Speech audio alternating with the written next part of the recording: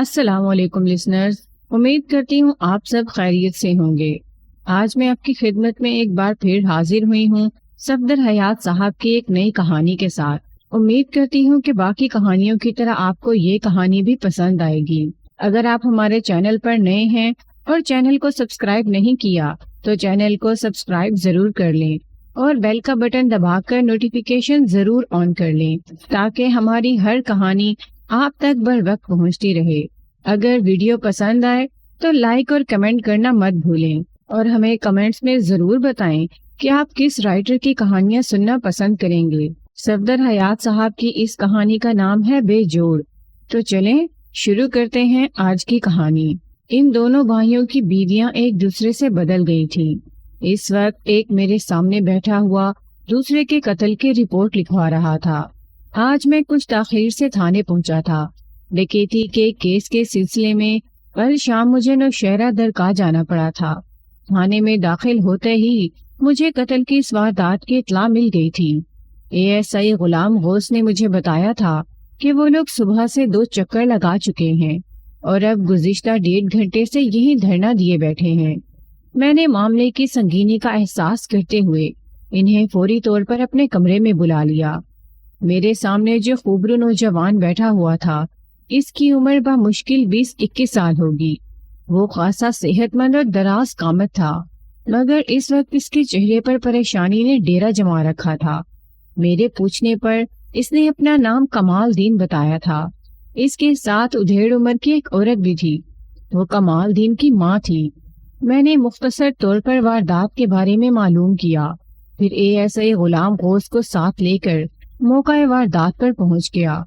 کمال دین کے بڑے بھائی جلال دین کو بڑی بے دردی سے قتل کیا گیا تھا۔ مقتول جلال دین کی لاش ٹیوب ویل والے کمرے میں پڑی تھی۔ اس کی گردن آدھی سے زیادہ کٹی ہوئی تھی اور شہرک کٹ جانے کی وجہ سے جسم کا سارا خون کمرے کے فرش پر ایک چھوٹے سے تالاب کی صورت اختیار کر گیا تھا۔ میں نے اچھی طرح لاش کا معائنہ کیا تو مجھے معلوم ہوا کہ مقتول کے سر کے پچھلے حصے میں بھی زخم کا تازہ نشان موجود تھا، جہاں سے لہو رس رہا تھا اور لہو رس رس کر گردن کے راستے کندھوں تک پہنچ کر جم چکا تھا۔ زخم کی نوعیت سے اندازہ ہوتا تھا کہ لوہے کی کسی بھاری سلاخ یا اسی طرح کی کسی چیز سے سر کے پچھلے حصے کو نشانہ بنایا گیا تھا۔ گردن کے سامنے کا حصہ اس انداز میں کٹا ہوا تھا جیسے قاتل کو یہ کام کرنے میں خاصی مشکل پیش آئی ہو۔ ایک بات یقینی تھی کہ گردن کاٹنے کے لیے کسی تیز دھار آلے کا استعمال نہیں کیا گیا تھا۔ قتل کی بے شمار جائے وارداتوں اور لاشوں کا معائنہ کرنے کی وجہ سے آلہ قتل کے بارے میں میری معلومات بڑی وسیع ہو گئی تھی۔ مقتول کی کٹی ہوئی گردن کو دیکھ کر میرے ذہن نے اندازہ کر لیا تھا کہ جلال دین کو کھرپے سے قتل کیا گیا ہے یا پھر درانتی سے اس کی گردن کاٹی گئی تھی۔ میں نے جائے واردات کا تفصیلی نقشہ تیار کیا اور تمام اہم اور غیر اہم باتوں کو نوٹ کر لیا۔ پھر لاش کو پوسٹ مارٹم کے لیے شہر کے اسپتال میں بھیج دیا گیا۔ ضروری کارروائی مکمل کرنے کے بعد میں نے اہم افراد کے بیانات لینے کا سلسلہ شروع کیا۔ مقتول کی ماں رفت فاطمہ نے بتایا کہ دونوں بھائی حسب معمول آج صبح بھی کھیتوں میں کام کرنے کی غرض سے گھر سے نکلے تھے اور روزانہ کچھ کھائے پیے بغیر علل صبح کھیتوں میں چلے جاتے تھے۔ بعد میں وہ خود ان کے لیے کھانا تیار کر کے وہی لے جاتی تھی۔ آج بھی وہ کھانا لے کر گھر سے نکلنے کا ارادہ کر ہی رہی تھی کہ کمال دین گھبرایا ہوا گھر میں داخل ہوا۔ اس کی حالت دیکھ کر رفت فاطمہ کا دل دھک سے رہ گیا۔ یوں لگتا تھا جیسے کمال دین کہیں دور سے دوڑتا ہوا وہاں پہنچا ہو۔ رفت فاطمہ نے مضطرب لہجے میں سوال کیا، رب خیر کرے پتر، کی گل ہے؟ مائی بھا جلال کی ہویا جلال نو؟ رفت نے تڑپ کر پوچھا۔ کمالے جلدی بتا، جلال ٹھیک تو ہے؟ وہ کمال دین کو بازوں سے پکڑ کر جھنجھوڑ رہی تھی۔ گونگا کیوں ہو گیا؟ کچھ بول بھی۔ کمال دین نے گلوگیر لہجے میں کہا، ماں بھا جلال دی لاش۔ ہائے میں مر جاں۔ رفت فاطمہ نے سینہ تھام لیا۔ وہ کیا بک رہا ہے؟ وہ تو تیرے ساتھ گیا تھا۔ ماں ٹیوب ویل والے کمرے میں بھا جلال کی لاش۔ کمال دین نے رک رک کر کہنا شروع کیا، کسی نے اس کی گردن کاٹ دی۔ ہائے میرے ربا، او کون ظالم تھا؟ رفت فاطمہ نے سینہ کوبی شروع کر دی۔ میرا سونا گبرو پتر، میرا چند ورگا شہزادہ ربا ایک ہی ہو گیا۔ کچھ ہی دیر بعد وہ کھیتوں میں پہنچ چکی تھی اور بیٹی کی لاش دیکھ کر تو اس کے ہوش و حواس اڑ گئے تھے۔ کمال دین بھی اس کے ساتھ ہی وہاں پہنچا تھا۔ چیخ پکار سن کر بہت سے لوگ وہاں جمع ہو گئے تھے۔ ٹیوب ویل والے کمرے کے پاس ایک جھمکٹا سا لگ گیا تھا۔ پھر کسی کو خیال آیا کہ پولیس کو اس واقعے کی اطلاع دینی چاہیے۔ اس وقت تقریباً 8:30 کا وقت تھا جب کمال دین اپنی ماں رفت فاطمہ کے ہمراہ تھانے پہنچا تھا، مگر میں چونکہ تھانے میں موجود نہیں تھا اس لیے فوری طور پر مجھ سے ملاقات نہیں ہو سکی تھی، اور اب میں موقع واردات پر موجود تھا۔ میں نے احتیاطاً ٹیوب ویل والے کمرے کو سرکاری تالا لگوا دیا تھا۔ اس سے پہلے میں نے کمرے کا تفصیلی معائنہ کر لیا تھا۔ کمرے کا 1/3 حصہ ٹیوب ویل کے انجن نے گھیر رکھا تھا۔ کمرے کے کونے میں تیل کے ڈرم رکھے ہوئے تھے۔ ایک ڈرم خالی تھا، باقی 3 میں تیل بھرا ہوا تھا۔ یہ تیل انجن کو چلانے کے لیے بطور ایندھن استعمال کیا جاتا تھا۔ خالی ڈرم کے پاس ہی کچھ پرانے پٹے پڑے ہوئے تھے جو غالباً اب استعمال کے قابل نہیں رہے تھے۔ نئے نکور پٹوں کی ایک جوڑی کمرے کی مغربی دیوار پر ایک کونے میں لٹکی ہوئی تھی۔ یہ پٹے ٹیوب ویل کے انجن کی موٹر میں استعمال ہوتے تھے۔ دیوار پر ٹنگے ہوئے پٹوں کے نیچے فرش پر ایک پرانا سا لکڑی کا ڈبہ رکھا ہوا تھا جس میں مختلف قسم کے اوزار رکھے ہوئے تھے۔ رفت فاطمہ نے اپنا بیان لکھوا دیا تو میں نے پوچھا، رفت بی بی، تم نے بتایا ہے کہ جلال اور کمال صبح سویرے ہی کھیتوں میں نکل جایا کرتے تھے۔ عام طور پر وہ کتنے بجے گھر سے روانہ ہوتے تھے؟ وقت کا تو مجھے پتا نہیں جی تھانے دار صاحب، وہ الجھے ہوئے لہجے میں بولی۔ بس جی، منہ اندھیرے ہی چلے جاتے تھے۔ پھر بھی کچھ تو اندازہ ہوگا۔ میں کیا بتاؤں، وہ بے چارگی سے بولی۔ اس کے لہجے کا کرب واضح تھا۔ اذانوں کے بعد جاتے تھے۔ میں نے سوال کیا، کیا آج بھی وہ اسی وقت گھر سے نکلے تھے؟ ہاں جی، گھر سے نکلتے وقت جلال نے تم سے کوئی خاص بات کی تھی؟ اس نے نفی میں جواب دیا۔ میں نے پوچھا، کل رات کوئی خاص واقعہ پیش آیا ہو؟ میرا مطلب ہے جلال نے خلاف معمول کوئی بات کی ہو۔ نہیں جی، کوئی خاص بات نہیں ہوئی، وہ ٹھہر ٹھہر کر بولی۔ سب کچھ ٹھیک ٹھاک ہی تھا۔ یہ مجھے معلوم ہو چکا تھا کہ رفت فاطمہ کا شوہر اللہ دیتا 3 ماہ قبل دل کا دورہ پڑنے سے مر گیا تھا۔ چند مہینے کے اندر یہ دوسرا صدمہ تھا جو رفت فاطمہ کو برداشت کرنا پڑ رہا تھا۔ میں نے اس کی حالت کو مد نظر رکھتے ہوئے اپنے رویے سے خاصی نرمی کا مظاہرہ کیا تھا۔ رفت فاطمہ رکھ رکھاؤ والی عورت تھی، اگرچہ اس کی تعلیمی قابلیت صفر تھی، پھر بھی اس کی گفتگو اور انداز میں بہت سلیقہ تھا۔ بہت سے پڑھے لکھے لوگوں کی بنسبت وہ زیادہ سمجھدار اور دور اندیش نظر آتی تھی۔ اس کی بات چیت سے ذہانت ٹپکتی تھی۔ وہ اردو سمجھ تو لیتی تھی مگر بولنے پر پوری طرح قادر نہیں تھی، چنانچہ ملی جلی اردو اور پنجابی بولتی تھی۔ میں نے پوچھا، رفت بی بی، گزشتہ دنوں میں جلال کا کسی سے کوئی جھگڑا وغیرہ تو نہیں ہوا تھا؟ تھانے دار صاحب، جلال تو بڑا ہی پیارا بچہ تھا، وہ اپنے لہجے میں اداسی بھر کر بولی۔ اس نے تو آج تک کسی کو پھول تک نہیں مارا۔ وہ خاموش ہو کر خلا میں گھورنے لگی۔ جب میں تھانے میں اسے پہلی مرتبہ دیکھا تو اس کی حالت بڑی خراب تھی، مگر اب وہ بڑی حد تک خود کو سنبھال چکی تھی اور میرے سوالوں کے بڑے معقول جواب دے رہی تھی۔ میرا خیال ہے اس کی جگہ اگر کوئی دوسری عورت ہوتی تو ہفتوں لگ جاتے اسے سنبھلنے میں۔ موقع واردات کی کارروائی مکمل کرنے کے بعد ہم رفت فاطمہ کے گھر آ گئے تھے اور وہیں بیٹھ کر میں نے اس کا بیان لیا تھا۔ گھر میں کمال دین اور رفت فاطمہ کے علاوہ ایک ملازمہ صورت عورت بھی مجھے نظر آئی۔ رفت بی بی، ذرا سوچ کر بتاؤ، جلال کی کسی سے دشمنی وغیرہ تو نہیں تھی؟ میرا مطلب ہے تمہیں کسی پر شک ہے؟ تمہاری نظر میں کون جلال دین کا دشمن ہو سکتا ہے؟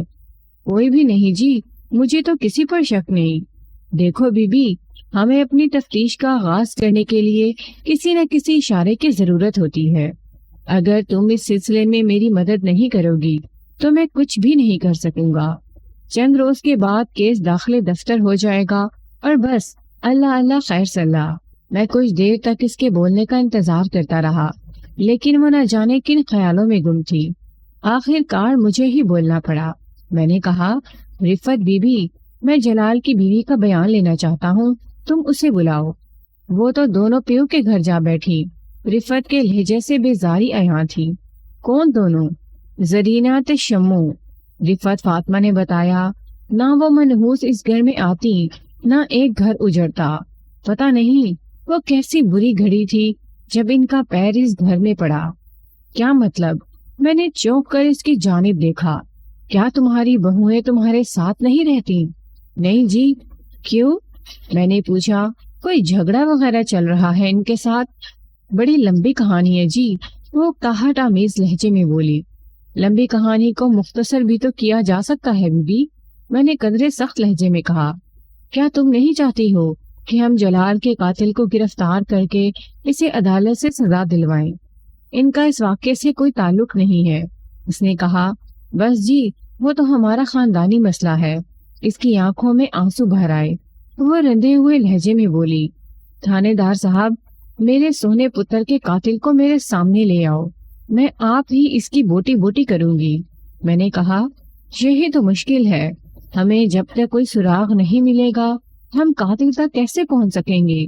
خیر، ایک لمحے کے توقف کے بعد میں نے پوچھا، رفت بی بی، اس گھر میں اور کون رہتا ہے؟ کمالے سے نکا ایک میرا پتر اور ہے جی، جیلا نام ہے اس کا۔ جیلا اس وقت کہاں ہے؟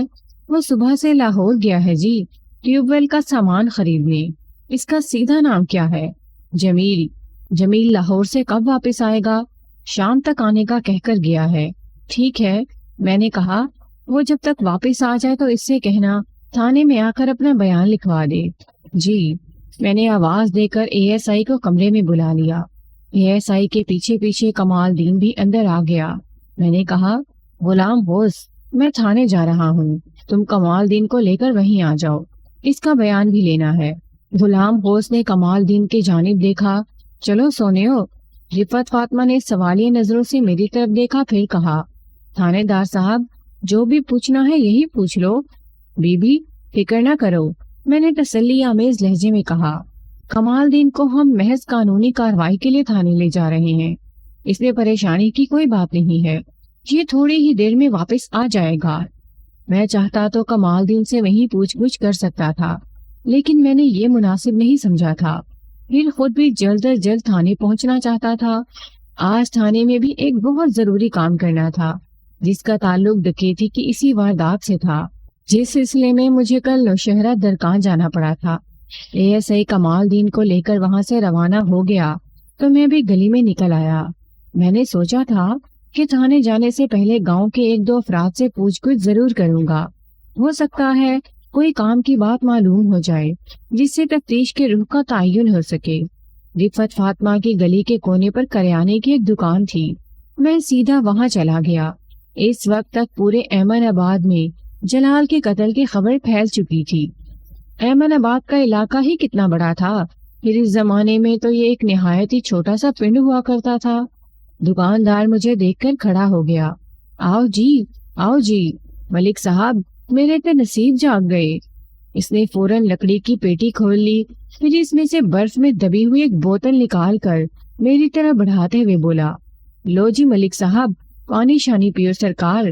میں نے اس کے ہاتھ سے بوتل لیتے ہوئے کہا، بابا، کتنے عرصے سے یہ دکان کر رہے ہو؟ مائی باپ، ساری عمر گزر گئی ہے۔ پھر میں نے پوچھا، تمہیں تو معلوم ہی ہوگا، آج صبح کسی نے جلال دین کو قتل کر دیا ہے۔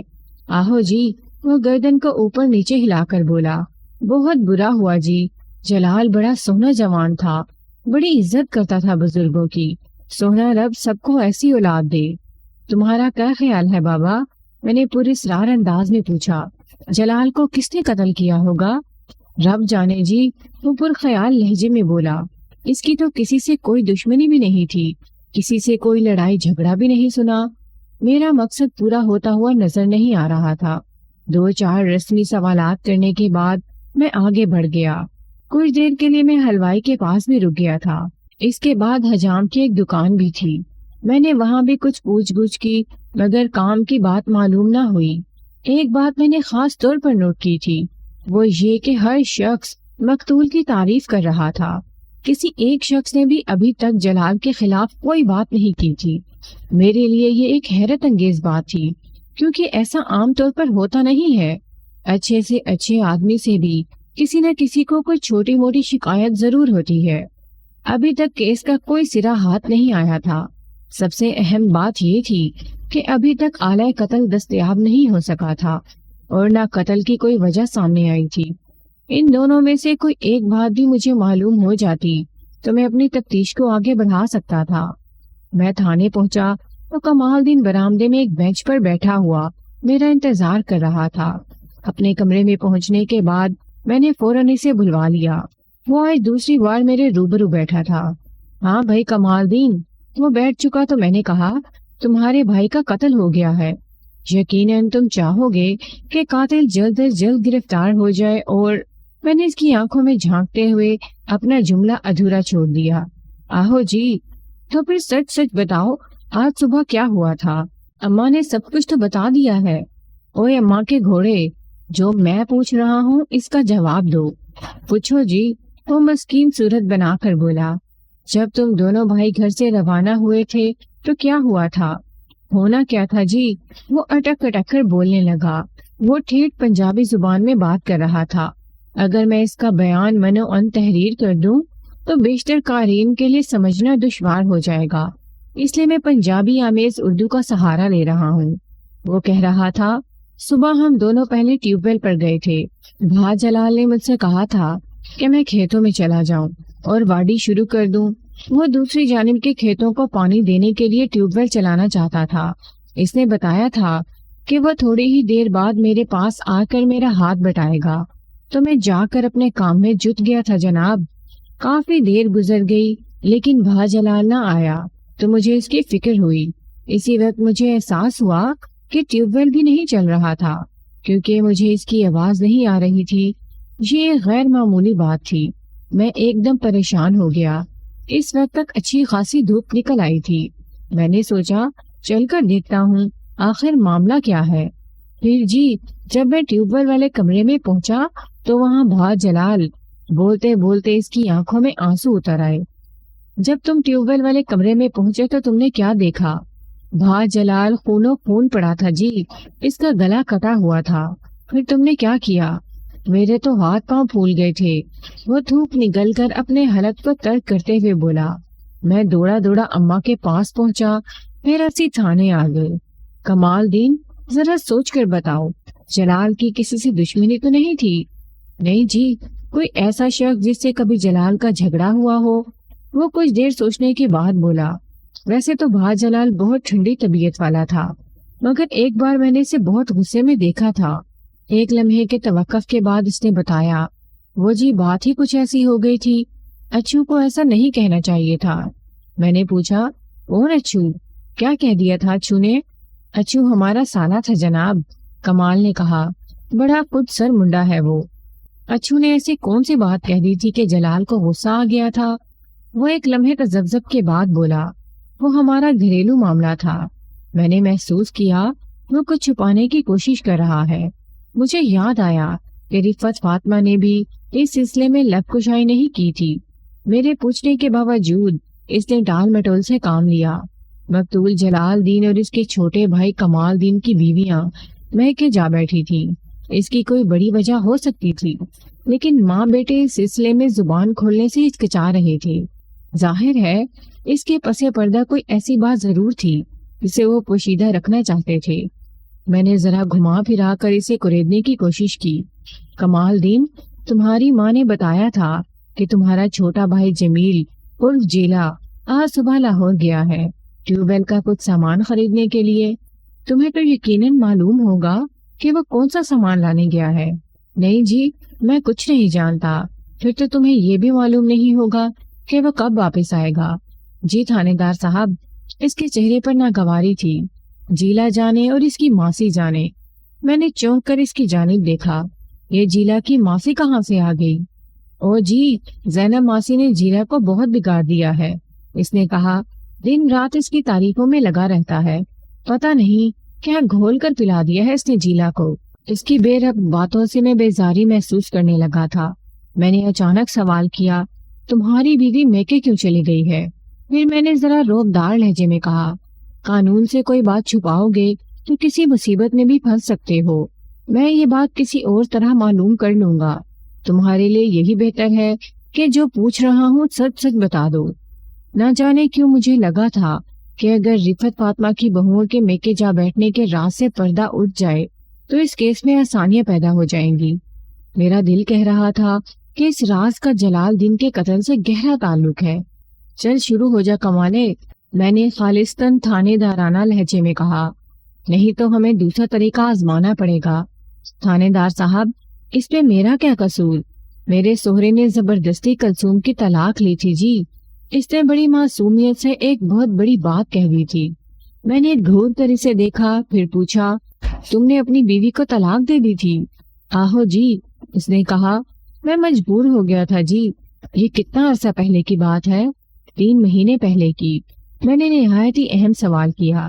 تم نے بتایا ہے کہ طلاق کا مطالبہ تمہارے سسر نے کیا ہے، اس کی کیا وجہ تھی؟ تم طلاق دینے کے لیے کیوں مجبور ہو گئے؟ میرے کیوں کے جواب نے اس سے ٹھہر ٹھہر کر ایک طویل کہانی سنا ڈالی، جس کے نتیجے میں اس بے رخ کیس کو تفتیش کے کئی زاویے مل گئے۔ کمال دین کی زبانی جو باتیں مجھے معلوم ہوئی، میں ان میں سے غیر ضروری باتوں کو حذف کر کے اس واردات سے متعلق اہم نکات آپ کی خدمت میں پیش کر رہا ہوں۔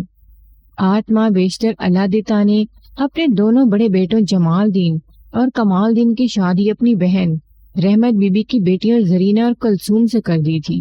شادی کے وقت جلال دین کی عمر لگ بھگ 22 سال تھی۔ چھوٹا بھائی کمال دین اس سے 2 سال چھوٹا تھا۔ زرینہ اور کلثوم کی عمریں بالترتیب 18 اور 16 سال تھیں۔ اللہ دتا کا بڑا بیٹا جلال دین بہت سیدھا سادہ تھا۔ اس میں تیزی تراری نام کو نہ تھی، حالانکہ اس نے ایف.اے. تک تعلیم بھی حاصل کر رکھی تھی، مگر اس میں وہ چالاکی نظر نہیں آتی تھی جو عام طور پر پڑھے لکھے لوگوں میں پائی جاتی ہے۔ وہ انتہائی سادہ مزاج رکھنے والا ایک نرم خو انسان تھا۔ سب لوگ اس کی شرافت اور اخلاق کی تعریف کرتے نہ تھکتے تھے۔ اس کے برعکس کمال دین کو پڑھنے لکھنے سے کبھی دلچسپی نہیں رہی تھی۔ وہ پرائمری سے آگے نہیں جا سکا تھا۔ اس کا زیادہ وقت کھیل کود میں گزرتا تھا۔ پورے گاؤں میں وہ کمالہ لٹو کے نام سے مشہور تھا، یعنی وہ لٹو کی طرح ہر وقت گردش کرتا رہتا تھا۔ ہر اچھے برے لڑکے سے اس نے تعلقات استوار کر رکھے تھے۔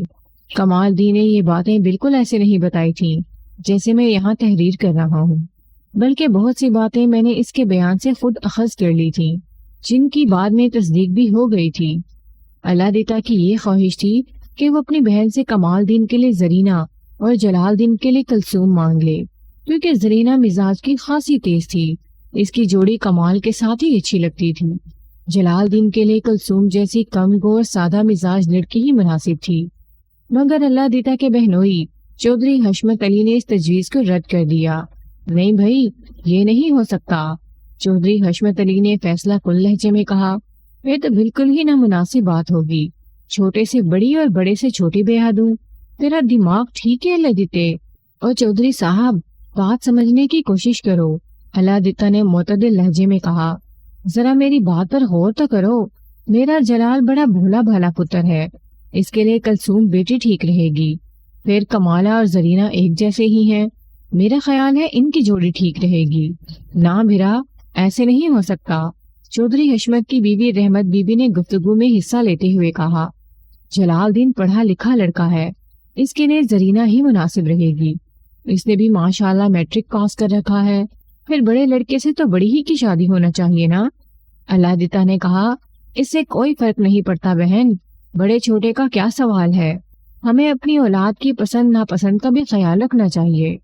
کیا مطلب ہے تیرا اللہ دتا؟ چودھری حشمت نے چونک کر اللہ دتا کی جانب دیکھا، پھر اپنی بیوی سے سوال کیا، رحمتیں، یہ پسند ناپسند والی کون سی بات کی ہے تمہارے بھائی نے؟ زرینہ کو کمالہ پسند کرتا ہے، رحمت بی بی نے اپنے بھائی کی وضاحت کرتے ہوئے کہا، اور دونوں کا مزاج بھی بہت ملتا ہے۔ اللہ دتا نے بات کو آگے بڑھایا۔ نہ بابا نہ، چودھری حشمت نے نفی میں گردن ہلاتے ہوئے کہا، یہ نہیں ہو سکتا اللہ دتا، وہی ہوگا جو میں نے کہہ دیا۔ رحمت بی بی نے اپنے شوہر کی ہاں میں ہاں ملاتے ہوئے کہا، میرا، ہم تو بڑے کو بڑی اور چھوٹے کو چھوٹی ہی دیں گے، اچھی طرح سوچ لیں آپ۔ اللہ دتا نے کہا، آپس میں صلاح مشورہ بھی کر لیں، مجھے کوئی جلدی نہیں ہے۔ اللہ دتا، سوچنا کیا ہے ہم نے؟ چودھری حشمت علی نے فیصلہ کن لہجے میں کہا، ہم نے تو اپنا فیصلہ سنا دیا، اب سوچنا ساچنا تمہارا کام ہے۔ اچھا، علادتہ نے گہری سانس خارج کرتے ہوئے کہا، میں پھر آؤں گا۔ چودھری حشمت علی خیالی کا رہنے والا تھا۔ وہ خاندانی زمیندار تھا، 1.5 مربع زمین تھی اس کی۔ علادتہ کئی ماہ تک اس کے گھر کے چکر لگاتا رہا، مگر بات بن کر نہ دی۔ حشمت علی اور رحمت بیوی کی زبان پر بس ایک ہی بات تھی کہ وہ زرینہ کا رشتہ جلال دین اور کلثوم کا رشتہ کمال دین ہی کو دیں گے۔ دوسری صورت میں علادتہ اگر چاہے تو اپنے بیٹوں کا کہیں اور رشتہ کر لے۔ علادتہ کے لیے ان کی بات مان لینے میں کوئی قباحت تو نہ تھی، مگر وہ چاہتا تھا کہ کمال دین کی شادی زرینہ سے ہو جائے۔ وہ کمال دین کے دلی جذبات کو سمجھتا تھا۔ اسے یہ بات بھی معلوم تھی کہ زرینہ کا رجحان بھی کمال دین ہی کی طرف ہے۔ جلال دین کے ساتھ معاملہ ذرا دوسری نوعیت کا تھا۔ وہ اپنے ماں باپ کا فرما بردار تھا، اس کی بات کو ٹال نہیں سکتا تھا۔ علادتہ کی زبان سے نکلا ہوا ایک ایک لفظ اس کے لیے حکم کا درجہ رکھتا تھا۔ باپ جو بھی کہہ دیتا وہ کبھی انکار نہ کرتا۔ آخر علادتہ ہی کو ہار ماننا پڑی۔ اس نے بہن بہنوئی کے حسبی منشا اپنے بیٹوں کے رشتے طے کر لیے اور 1 ماہ بعد شادی کی تاریخ پکی کر دی۔ دونوں شادیاں ایک ساتھ ہونا طے پائی تھی۔ زرینہ اور کلثوم کے والدین کی ضد بھی بجا تھی۔ زرینہ نے میٹرک پاس کیا ہوا تھا۔ وہ چاہتے تھے کہ اس کی شادی جلال دین سے ہو۔ کمال دین کی تعلیم واجبی سی تھی۔ ان کے خیال میں کلثوم اس کے لیے مناسب تھی، کیونکہ اسے بھی پڑھنے لکھنے سے کوئی خاص لگاؤ نہیں تھا۔ والدین تو ہمیشہ اپنی اولاد کے لیے اچھا ہی سوچتے ہیں، مگر تقدیر بعض اوقات عجیب تماشے دکھاتی ہے۔ زرینہ اور کلثوم بیاہ کر اپنے سسرال تو آ گئیں، لیکن اس کے بعد جو تماشا ہوا ایسا کسی نے کبھی نہیں دیکھا اور نہ سنا تھا۔ دونوں کی دلہنیں بدل گئی تھیں۔ جلال دین اور کمال دین اپنی دلہنوں کی صورتوں سے نہیں پہچانتے تھے۔ ایک دوسرے سے دور رہنے کی وجہ سے دونوں گھرانوں کا ملنا جلنا نہ ہونے کے برابر تھا، اور میل جول بھی جس حد تک تھا وہ بھی بزرگوں کے درمیان ہی تھا۔ جہاں تک کمال دین کے زرینہ کو پسند کرنے کا سوال تھا تو اس پسند کا دار و مدار بھی ایک دوسرے کے بارے میں سنی سنائی باتوں پر تھا۔ بچپن میں اگر انہوں نے ایک دوسرے کو دیکھ بھی رکھا تھا تو یہ بہت پرانی بات تھی۔ اب تو ان کی صورتوں میں اتنی تبدیلی پیدا ہو چکی تھی کہ وہ صرف نام شناسا رہ گئے تھے۔ شادی کے دوسرے روز جب زرینہ کے کمرے سے کمال دین اور کلثوم کے کمرے سے جلال دین کو برآمد ہوتے دیکھا گیا تو ایک ہنگامہ اٹھ کھڑا ہوا۔ خدا جانے ایسا کیسے ہو گیا تھا؟ دلہنوں کے کمرے کس طرح بدل گئے تھے، یا دلہا اپنی دلہن کی بجائے دوسرے کی دلہن کے کمرے میں کیسے پہنچ گئے تھے؟ مگر اب کیا ہو سکتا تھا؟ جو ہو چکا تھا بہت ہی شرمناک تھا۔ دلہنوں کے پنڈ کی کئی عورتیں بارات کے ساتھ احمد آباد آئی ہوئی تھیں۔ یہ بات چھپنے والی نہیں تھی۔ دوپہر تک احمد آباد، خیالی، ہندو چک اور پپلی والا کے علاوہ کئی دوسرے گاؤں تک یہ خبر پھیل چکی تھی۔ چودھری حشمت علی کو پتہ چلا تو اس نے سارا الزام کمال دین کے سر رکھ دیا۔ یہ سب کچھ سوچی سمجھی سازش کے تحت کیا گیا ہے۔ حشمت علی غصے میں منمناتا رہا، سارا قصور کمال دین کا ہے، یہ سارا چکر اسی نے چلایا ہے۔ علادتہ اس نازک صورتحال سے سخت پریشان تھا۔ اس نے کہا، چودھری حشمت، کمالے کا کیا قصور؟ رب جانے ایک ہی ہویا ہے۔ رحمت بی بی نے کہا، میری عزت کی دشمنی پایا کٹنی ہے۔ اس کا اشارہ رفت فاطمہ کی جانب تھا۔ میں نے بھائی کا منہ دیکھ کے ہاں کر دی، پر اسے شرم نہ آئی۔ بہن رحمتے کیا کہہ رہی ہے؟ علادتہ نے خوشامدانہ لہجے میں کہا۔ رفت تیری دشمن کیوں ہو گئی؟ وہ ہاتھ نچا کر بولی، یہ ٹھیک نہیں ہویا دتا، میں اسے نہیں چھوڑوں گی۔ رفت بھی کھری کھری سنا رہی تھی۔ وہ دونوں ایک دوسرے کے ساتھ پوچھتے پڑ رہی تھی۔ اس سے پہلے کہ علادتہ اور چودھری حشمت علی میں بھی ہاتھا پائی کا آغاز ہوتا، گاؤں کے چند معتبر لوگوں نے بیچ بچاؤ کرا دیا اور انہیں تلقین کی کہ جو ہونا تھا وہ تو ہو چکا، اب آپس میں لڑائی جھگڑے سے کیا فائدہ؟ سب کو مل کر اس مسئلے کا حل کرنا چاہیے۔ گاؤں کے ایک بوڑھے نے کہا، یہ بہت نازک مسئلہ ہے، ایسے حل نہیں ہو سکتا، کسی عالم سے مشورہ کرنا چاہیے۔ دوسرے نے کہا، جلال کا نکاح زرینہ سے ہوا ہے، وہی اس کی بیوی ہے، اسی طرح نکاح کے مطابق کلثوم کمال دین کی بیوی ہے۔ جلال دین نے کہا، یہ دین کا معاملہ ہے، جو جس کے منہ میں آ رہا ہے بول رہا ہے، ہمیں کسی عالم دین سے صلاح لینی چاہیے۔ جلال دین ٹھیک کہتا ہے، پہلے بوڑھے نے زور دے کر کہا۔ ہمیں اسی مولوی صاحب کے پاس جانا چاہیے جس نے ان کا نکاح پڑھایا تھا۔ چنانچہ چند افراد پر مشتمل ایک وفد خیالی پہنچ گیا۔ مولوی صاحب کو ساری صورتحال سے آگاہ کیا گیا تو وہ بھی پریشان ہو گئے۔ مولوی صاحب کا حال اندھوں میں کانا راجا والا ہی تھا۔ وہ پورے گاؤں میں سب سے زیادہ دین کی سمجھ بوجھ رکھتے تھے، اس لیے گاؤں والوں نے انہیں اپنا امام بنا لیا تھا۔ انہوں نے اپنی فہم و فراست کے مطابق اس سنگین مسئلے کا ایک نہایت ہی عجیب حل پیش کیا۔ جو ہونا تھا ہو گیا، اب تو کچھ نہیں ہو سکتا۔ وہ اپنی داڑھی پر ہاتھ پھیرتے ہوئے بولا، زرینہ ہوئی کمال کی بیوی اور کلثوم ہوئی جلال کی بیوی۔ کمال دین کو مولوی صاحب کی تجویز بہت پسند آئی۔ مولوی صاحب نے اس کے دل کی بات کہہ دی تھی۔ اس کے چہرے پر رونق سی آ گئی، مگر جلال دین تعلیم یافتہ، سمجھدار اور بردبار شخص تھا۔ یہ جاہلانہ فتویٰ اس کے حلق میں اٹک گیا تھا۔ مولوی صاحب، آپ بھی کمال کرتے ہیں۔ وہ غصے کو دبا کر تیز لہجے میں بولا، آپ نے میرا نکاح زرینہ سے پڑھایا ہے، پھر کلثوم کس طرح میری بیوی ہو گئی؟ پتر جی، تم نے خامن کے حقوق ادا کر دیے ہیں، اب کلثوم ہی تمہاری گھر والی ہے۔ جلال نے کہا، وہ سب کچھ بے خبری میں ہوا، اس میں میرا کوئی قصور نہیں ہے۔ میں اس سلسلے میں کسی مفتی سے معلوم کروں گا۔ بہرحال جب تک مجھے اس مسئلے کا کوئی تسلی بخش جواب نہیں مل جاتا، میں چین سے نہیں بیٹھوں گا۔ بھا جلال، مولوی صاحب ٹھیک ہی کہتے ہیں۔ کمال دین نے بڑے بھائی کو سمجھانے کی کوشش کی۔ رب کو جو منظور تھا ہو گیا، اللہ دیا اللہ ہی جانے۔ اوے کمالے، اگر تو نے کوئی اور بکواس کی تو میں تیرا کھٹا کھول دوں گا۔ جلال دین نے کھا جانے والی نظروں سے چھوٹے بھائی کی جانب دیکھا۔ جب تک میں کسی نتیجے پر نہیں پہنچ جاتا، زرینہ کو چھونا بھی نہیں۔ میں کل ہی لاہور جاؤں گا اور کسی بڑے عالم دین سے اس سلسلے میں مشورہ کروں گا۔ کمال دین کو بھائی کا فیصلہ پسند نہیں آیا تھا، لیکن وہ مجبور تھا۔ بیشتر لوگ جلال دین کے موقف کی حمایت کر رہے تھے۔ اب کمال دین صبر کے سوا کیا کر سکتا تھا؟ زرینہ اس کے ہاتھوں میں آ کر نکلتی ہوئی لگ رہی تھی۔ مولوی صاحب نے اپنی دانست پہ جو مشورہ دیا تھا، آپ اس پر کچھ زیادہ حیرت نہ کریں۔ دور دراز کے گاؤں دیہاتوں میں اس زمانے میں قسمت ہی سے کوئی ایسا مولوی ملتا تھا جو دین کے احکام کو پوری طرح سمجھتا ہو۔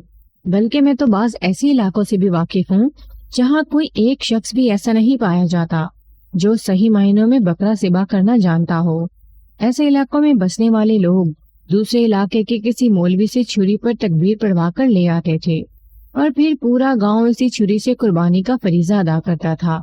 مگر یہ بہت عرصہ پہلے کی بات ہے۔ جلال دین لاہور کے ایک مفتی صاحب کے پاس پہنچ گیا اور اپنا مسئلہ ان کے سامنے رکھا۔ پوری بات تفصیل سے سننے کے بعد مفتی صاحب نے افسوس کا اظہار کیا۔ خاص طور پر گاؤں کے مولوی نے جو مشورہ دیا تھا، اس پر کافی دیر تک تبصرہ کرتے رہے۔ استغفر اللہ، اللہ معاف کرے، کیسے کیسے جاہل لوگ اس دنیا میں پائے جاتے ہیں۔ مفتی صاحب نے کانوں کو ہاتھ لگاتے ہوئے کہا، دین کو مذاق بنا لیا ہے ان لوگوں نے۔ بھائی، اگر ان کا علم زیادہ نہیں ہے، وہ ایسے پیچیدہ مسائل کے بارے میں کچھ نہیں جانتے، تو الٹے سیدھے مشورے دینے کی کیا ضرورت ہے؟ صاف منع کر دیں، کسی دوسرے عالم دین سے رجوع کرنے کی ہدایت کر دیں۔ یہ قرب قیامت کی نشانیاں ہیں بیٹا، اس لیے تو آپ کی خدمت میں حاضر ہوا ہوں جناب۔ جلال دین نے بصد احترام کہا، میں تو خود مولوی صاحب کی تجویز سے متفق نہیں تھا، ان کی بات دل کو نہیں لگتی تھی۔ بھلا یہ کیا بات ہوئی کہ نکاح تو کسی اور لڑکے سے ہوا ہو اور بیوی کوئی اور بن جائے؟ آپ میری رہنمائی فرمائیں جناب۔ مفتی صاحب نے کہا، اللہ مجھے دین کو سمجھنے کی توفیق دے بیٹا۔ میں کام دین کی روشنی میں تمہارے مسئلے کا جائزہ لینے کے بعد اس نتیجے پر پہنچا ہوں کہ جو کچھ ہوا بے خبری میں ہوا۔ نیتوں کا حال تو صرف خدا ہی جانتا ہے۔ تم نے مجھے جو صورت حال بتائی ہے، میں اس کی بنا پر تمہیں مشورہ دوں گا، کیونکہ اس سلسلے میں نیت کا بہت دخل ہے۔ چند لمحوں تو خاموش رہ کر وہ کچھ سوچتے رہے، پھر دھیرے دھیرے مسئلے کی جزیات جمال دین کے گوش گزار کرنے لگے۔ اگر یہ سب کچھ کسی سوچے سمجھے منصوبے کے تحت ہوا ہے، یعنی اس میں تم لوگوں کی رضامندی شامل ہے، تو تم چاروں زنا جیسے گناہ کے مرتکب ٹھہرو گے اور تم پر حد جاری ہو جائے گی۔ اسلام نے اس سلسلے میں سزا کا تعین کر رکھا ہے۔ دوسری صورت وہ ہے جو تمہارے ساتھ پیش آئی ہے، یعنی جو کچھ بھی ہوا وہ محض ایک اتفاقی حادثہ تھا، یعنی اس میں تم لوگوں کی مرضی یا کسی قسم کی بدنیتی کا دخل نہیں تھا۔ اس صورت میں جو کچھ ہوا تم لوگوں کی بھی خبری میں ہوا، چنانچہ تمہیں گناہ گار نہیں ٹھہرایا جا سکتا۔ تم سب کو چاہیے کہ اللہ تعالیٰ کے حضور سر بسجود ہو کر توبہ کرو، اللہ خطائیں معاف کرنے والا ہے۔ مفتی صاحب ایک لمحے کو رکے تو جلال الدین نے سوال کیا، اس سے ہمارے نکاحوں پر تو کوئی اثر نہیں پڑے گا؟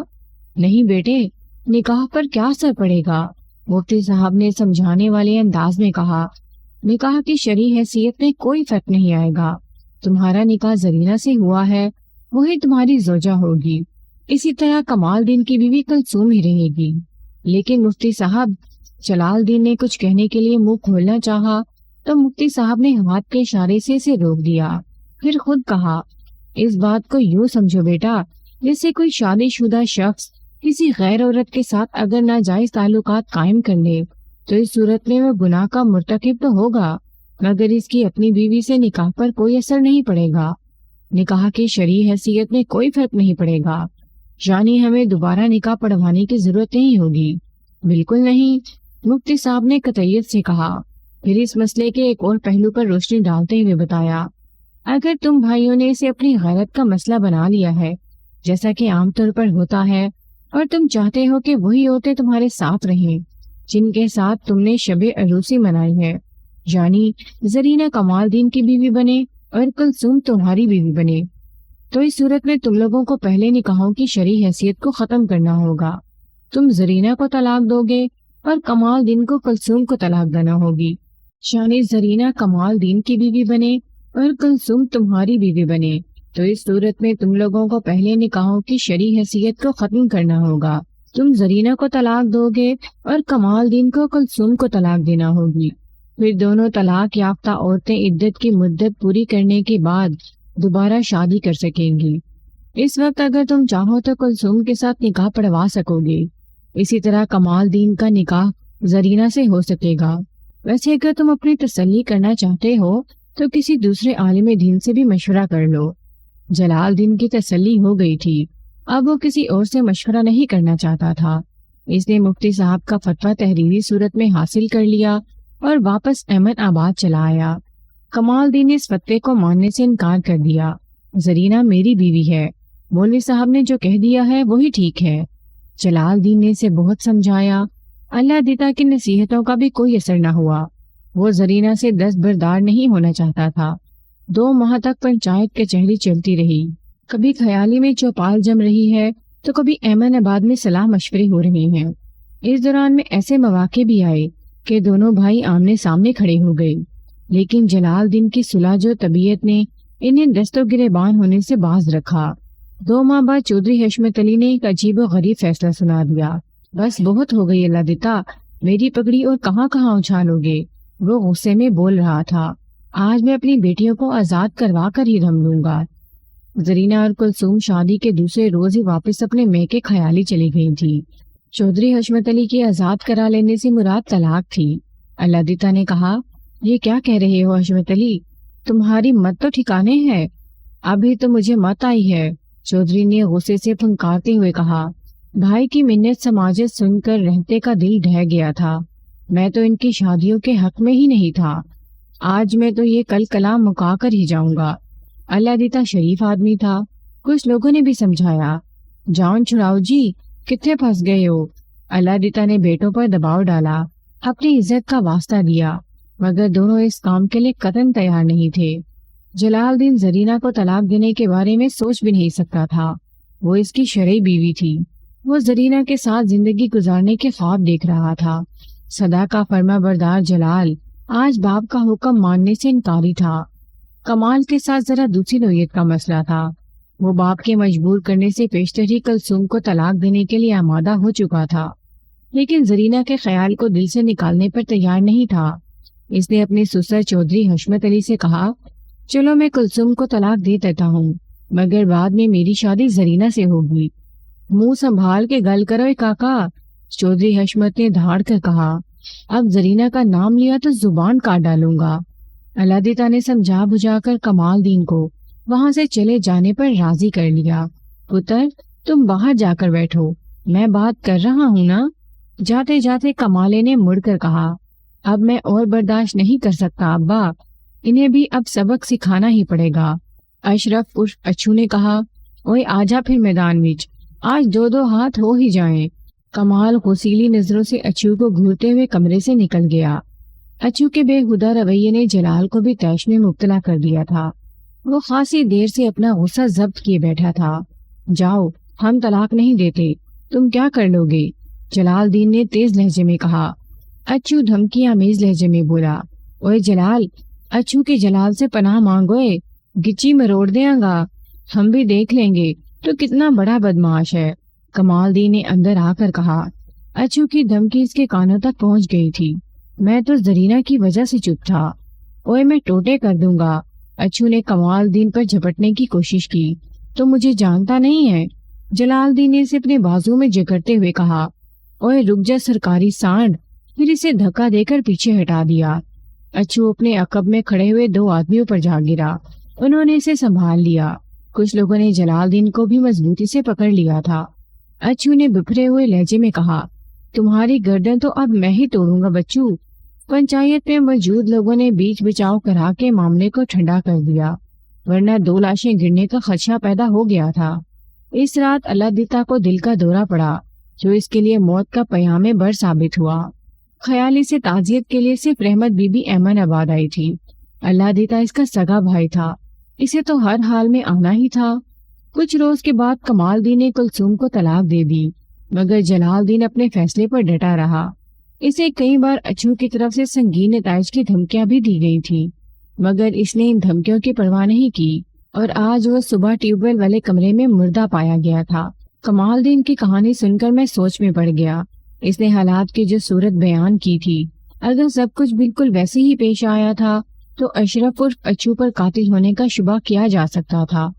اچھو جیسا جذباتی نوجوان جس نے بدماشی میں نیا نیا قدم رکھا ہو، کچھ بھی کر سکتا تھا۔ کمال دین کے بیان کے مطابق اچھو کئی بار جلال کو سنگین نتائج کی دھمکیاں بھی دے چکا تھا۔ میں نے فیصلہ کیا کہ آج ہی خیالی جاؤں گا۔ چودھری حشمت سے ملاقات بہت ضروری ہو گئی تھی۔ میں خیالی جانے سے پہلے بہت سی باتوں کی تصدیق کر لینا چاہتا تھا۔ میں نے اپنی میز کی دراز میں سے ایک سونے کا تعویذ نکال کر کمال دین کو دکھاتے ہوئے کہا، اسے پہچانتے ہو؟ آج صبح جب میں ٹیوب ویل والے کمرے کا معائنہ کر رہا تھا تو مجھے انجن کی موٹر کے پاس کوئی چمکدار چیز نظر آئی تھی۔ میں نے جھک کر بغور اس کا جائزہ لیا تو چونک اٹھا۔ وہ سونے کا ایک تعویذ تھا جسے ریشمی سیاہ ڈوری میں پرویا گیا تھا۔ تعویذ کی ڈوری کا بند کھلا ہوا تھا۔ میرے ہاتھ میں وہ تعویذ دیکھ کر کمال کی آنکھوں میں شناسائی کی چمک نمودار ہوئی۔ یہ آپ کو کہاں سے ملا ہے جی؟ میں نے تعویذ اس کی جانب بڑھاتے ہوئے کہا، تو تم نے اسے پہچان لیا؟ آہو جی، بھلا کیسے نہیں پہچانوں گا؟ وہ تعویذ کو اپنی انگلیوں سے ٹٹولتے ہوئے بولا، یہ تو جیلے کا تعویذ ہے، یہ آپ کے پاس کیسے آ گیا جی؟ اس کے جواب نے جہاں مجھے تھوڑا سا مایوس کیا تھا، وہیں مجھے حیرت کا ایک جھٹکا بھی لگا تھا۔ میں توقع کر رہا تھا کہ اس تعویذ کا کوئی نہ کوئی تعلق اچھو سے ضرور نکلے گا، مگر کمال دین اس کو جیلے کی ملکیت بتا رہا تھا۔ یہ واقعی حیران کن انکشاف تھا۔ تمہیں پورا یقین ہے کہ یہ جیلے ہی کا تعویذ ہے؟ میں نے اس کے ہاتھ سے تعویذ لے لیا۔ تم نے آخری مرتبہ اسے جلال کے پاس کب دیکھا تھا؟ وہ پورے وثوق سے بولا، آخری مرتبہ کا کیا سوال ہے جی، یہ تو ہر وقت اس کے گلے میں لٹکتا رہتا ہے۔ ٹھیک ہے، میں نے تعویذ کو واپس دراز میں ڈالتے ہوئے کہا۔ وہ سوالیہ نظروں سے میری طرف دیکھ رہا تھا۔ میں نے اس کی کیفیت کو نظر انداز کر کے 2-4 رسمی سوالات پوچھے، پھر اسے جانے کی اجازت دے دی۔ وہ کمرے سے نکل رہا تھا تو میں نے آواز دے کر اسے روک لیا۔ وہ مڑا تو میں نے کہا، جیلا لاہور سے واپس آ جائے تو اسے تھانے بھیج دینا۔ پھر میں نے اضافہ کیا، اور تم سیدھے گھر ہی جانا، کیا سمجھے؟ اچھا جی، یہ کہہ کر وہ وہاں سے چلا گیا۔ خیالی جانے سے پہلے جیلے سے ملنا ضروری ہو گیا تھا۔ جب وہ خاصی دیر تک تھانے نہیں آیا تو میں نے 2 سپاہیوں کو اس کے گھر بھیج دیا تاکہ اگر وہ لاہور سے آ گیا ہو تو اسے اپنے ساتھ لے آئیں۔ کچھ ہی دیر بعد جمیل عرف جیلا تھانے میں موجود تھا۔ وہ گھر پہنچا ہی تھا کہ میرے بھیجے ہوئے سپاہی بھی وہاں پہنچ گئے تھے۔ جمیل کے ساتھ رفت فاطمہ بھی آئی تھی۔ میں نے رفت فاطمہ کو برآمدے ہی میں بیٹھا رہنے دیا اور جمیل کو اپنے کمرے میں بلا لیا۔ وہ 18-19 سال کا ایک خوب رو نوجوان تھا۔ اس کی اٹھان سے اندازہ ہو رہا تھا کہ آگے چل کر کڑیل جوان نکلے گا۔ میں نے اس کی آنکھوں میں خاص قسم کی چمک واضح طور پر نوٹ کی تھی۔ وہ میری میز کے سامنے آ کر کھڑا ہو گیا۔ اس نے پاپ لین کی قمیض اور کورے لٹھے کی دھوتی پہن رکھی تھی۔ میں نے اسے ایک کرسی پر بیٹھنے کا اشارہ کیا، پھر کہا، مجھے تمہارے بھائی کی موت کا دلی صدمہ ہوا ہے۔ میں جلد از جلد اس کے قاتل کو ڈھونڈ نکالوں گا۔ وہ خاموش نظروں سے مجھے دیکھتا رہا۔ میں نے پوچھا، تم آج صبح کتنے بجے لاہور روانہ ہوئے تھے؟ کوئی 7 بجے جناب۔ اس کے لہجے میں دکھ کی آمیزش تھی۔ بھائی کی موت نے اسے خاصا متاثر کیا تھا۔ میں نے سوال کیا، جب تم گھر سے نکلے تھے اس وقت جلال الدین گھر میں ہی تھا؟ اس نے بتایا، نہیں جی، وہ تو صبح سویرے بھائی کمال کے ساتھ کھیتوں میں چلا جاتا تھا۔ صبح سویرے کتنے بجے؟ مجھے نہیں پتا جی، جمیل نے کہا، میں دیر سے سو کر اٹھتا ہوں۔ وہ جب کھیتوں میں جاتے ہیں تو میں سو رہا ہوتا ہوں۔ آج مجھے لاہور جانا تھا، اس لیے اماں نے جلدی جگا دیا تھا۔ میں نے کہا، تمہارے گھر سے نکل کر سڑک تک جانے کے لیے کھیتوں میں سے گزرنا پڑتا ہے۔ سڑک تک جانے والی پگ ڈنڈی ٹیوب ویل کے قریب سے گزرتی ہے۔ جب تم لاہور جانے کے لیے ٹیوب ویل کے پاس سے گزر رہے تھے تو تم نے جلال الدین کو دیکھا تھا؟ جی ہاں، دیکھا تھا، وہ ٹھوس لہجے میں بولا۔ میں نے پوچھا، تمہاری سے کوئی بات ہوئی تھی؟ نہیں جی، بھائی جلال اس وقت ٹیوب ویل کی دھار کے نیچے بیٹھا نہا رہا تھا۔ اس کا جواب سن کر میرے دماغ میں جیسے ایک ننھا سا بلب جلنے بجھنے لگا۔ کمال الدین نے اپنے بیان میں بتایا تھا کہ جب اس نے خاصی دیر تک ٹیوب ویل کی آواز نہیں سنی تو اسے تشویش ہوئی اور وہ جلال کو دیکھنے ٹیوب ویل کے کمرے کی جانب آیا تھا جہاں اسے بھائی کی لاش ملی تھی۔ اس وقت تقریباً 8 بجے کا وقت تھا، جبکہ جمیل ٹیوب ویل کے نزدیک سے 7 بجے گزرا تھا اور اس نے جلال کو وہاں نہاتے ہوئے دیکھا تھا۔ شانی اس وقت ٹیوب ویل چل رہا تھا، ورنہ جلال کے نہانے کا کیا سوال تھا؟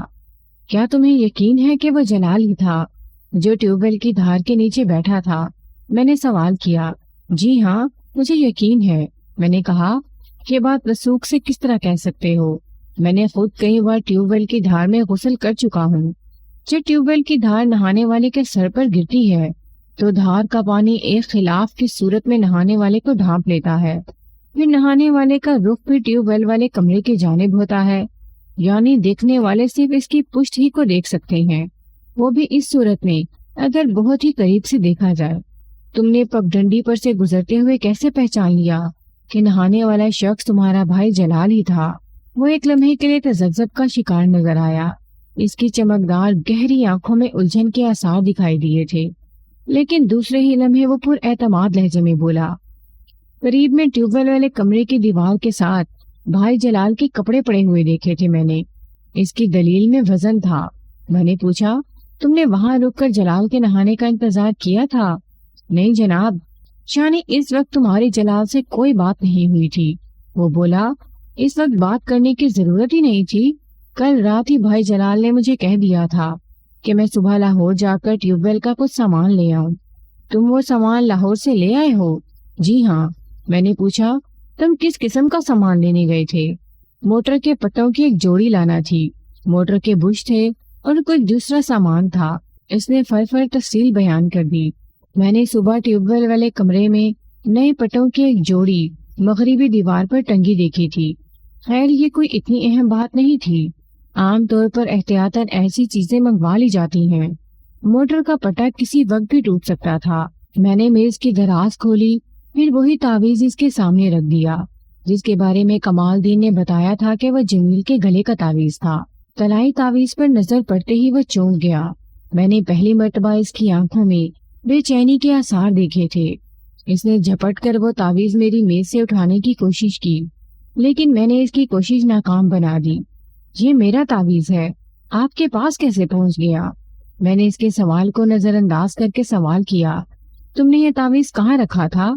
یہ ہمیشہ میرے گلے میں رہتا ہے، اس نے جلدی سے کہا، لیکن آج صبح جب میں اٹھا تو یہ غائب تھا۔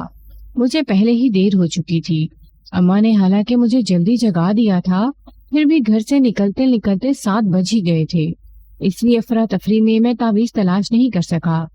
جب تم رات کو سونے کے لیے لیٹے تو یہ تمہارے گلے میں موجود تھا؟ جی ہاں، موجود تھا۔ میں نے پوچھا، تم جس کمرے میں سوتے ہو وہاں اور کون کون سوتا ہے؟ میں اور بھائی کمال ایک ہی کمرے میں سوتے ہیں۔ اس نے کہا، پہلے بھائی کمال اور بھائی جلال دوسرے کمرے میں سوتے تھے، پھر شادی والے جھگڑے کے بعد سے بھائی کمال نے میرے کمرے میں سونا شروع کر دیا تھا۔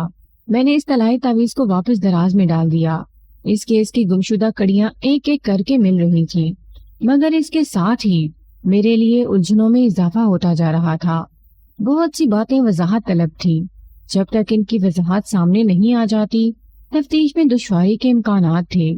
میری تفتیش کے نتیجے میں اب تک 3 مشکوک افراد سامنے آ چکے تھے۔ ایک اشرف عرف اچھو کے پاس جلال کو قتل کرنے کا مضبوط جواز تھا۔ جلال نے ان کے حسب منشا ابھی تک زرینہ کو طلاق نہیں دی تھی۔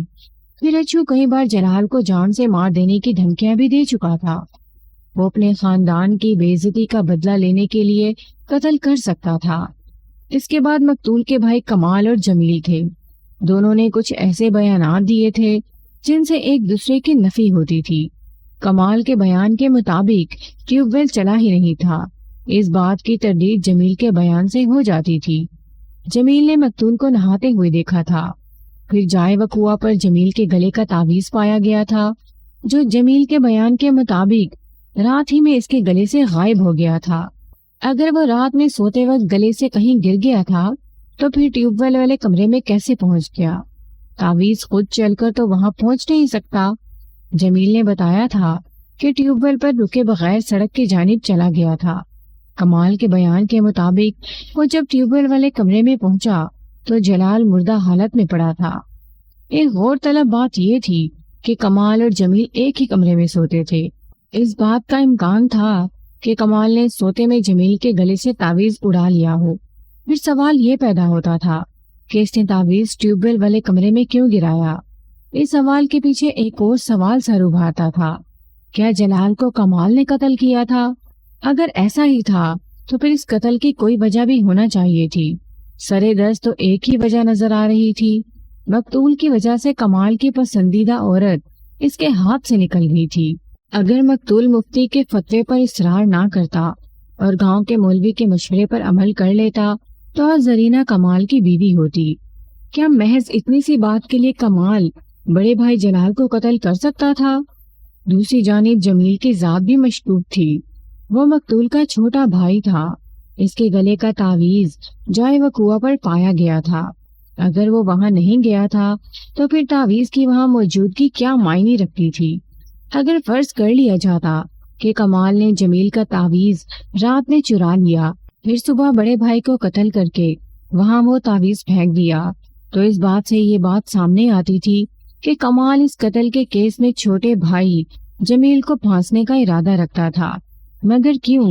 ایسا کرنے میں اس کا کون سا مفاد وابستہ تھا؟ اس صورت میں بظاہر تو کوئی وجہ نظر نہیں آ رہی تھی، جبکہ پہلی صورت میں اس بات کا امکان تھا کہ کمال نے زرینہ کے چھن جانے کا ذمہ دار بڑے بھائی کو ٹھہرایا ہو اور انتقام سے قتل کر دیا ہو۔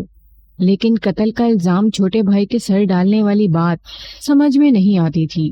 میں نے فی الحال اس بحث میں ذہن کھپانے کی بجائے سامنے بیٹھے ہوئے جمیل سے سوال کیا، تمہاری ماسی زینب کہاں رہتی ہے؟ اس کے لیے یہ غیر متوقع سوال تھا۔ اس نے چونک کر میری جانب دیکھا۔ میں نے یہ سوال جان بوجھ کر کیا تھا۔ کمال دی نے اپنے بیان میں ماسی زینب کا ذکر بڑے کتائے ہوئے انداز میں کیا تھا اور یہ بھی کہا تھا کہ جیلے یعنی جمیل کو بگاڑنے میں ماسی زینب کا پورا ہاتھ ہے۔ جمیل کے بگڑنے سے کمال کی نہ جانے کیا مراد تھی، مگر مجھے اس کے طرز تکلم نے چونکا ضرور دیا تھا۔ جمیل عرف جیلا نے جواب دیا، ماسی زینب وانڈو میں رہتی ہے۔ وانڈو کا ذکر کرتے ہوئے اس کے چہرے پر ایک رنگ سا آ کر گزر گیا۔ میں نے استفسار کیا، سنا ہے تمہارا وہاں بہت آنا جانا لگا رہتا ہے؟ وہ ایک لمحے تذبذب کا شکار رہنے کے بعد بولا، آپ کو یہ بات بھائی کمال نے بتائی ہوگی، تم نے یہ اندازہ کس طرح لگایا؟ کوئی اور تو ایسی بات کر ہی نہیں سکتا۔ وہ بے پرواہی سے بولا، جانے کمال بھائی کو مجھ سے کیا دشمنی ہے؟ خواہ پورے پنڈ میں ذرا سی بات کا ڈھنڈورا پیٹ رہا ہے۔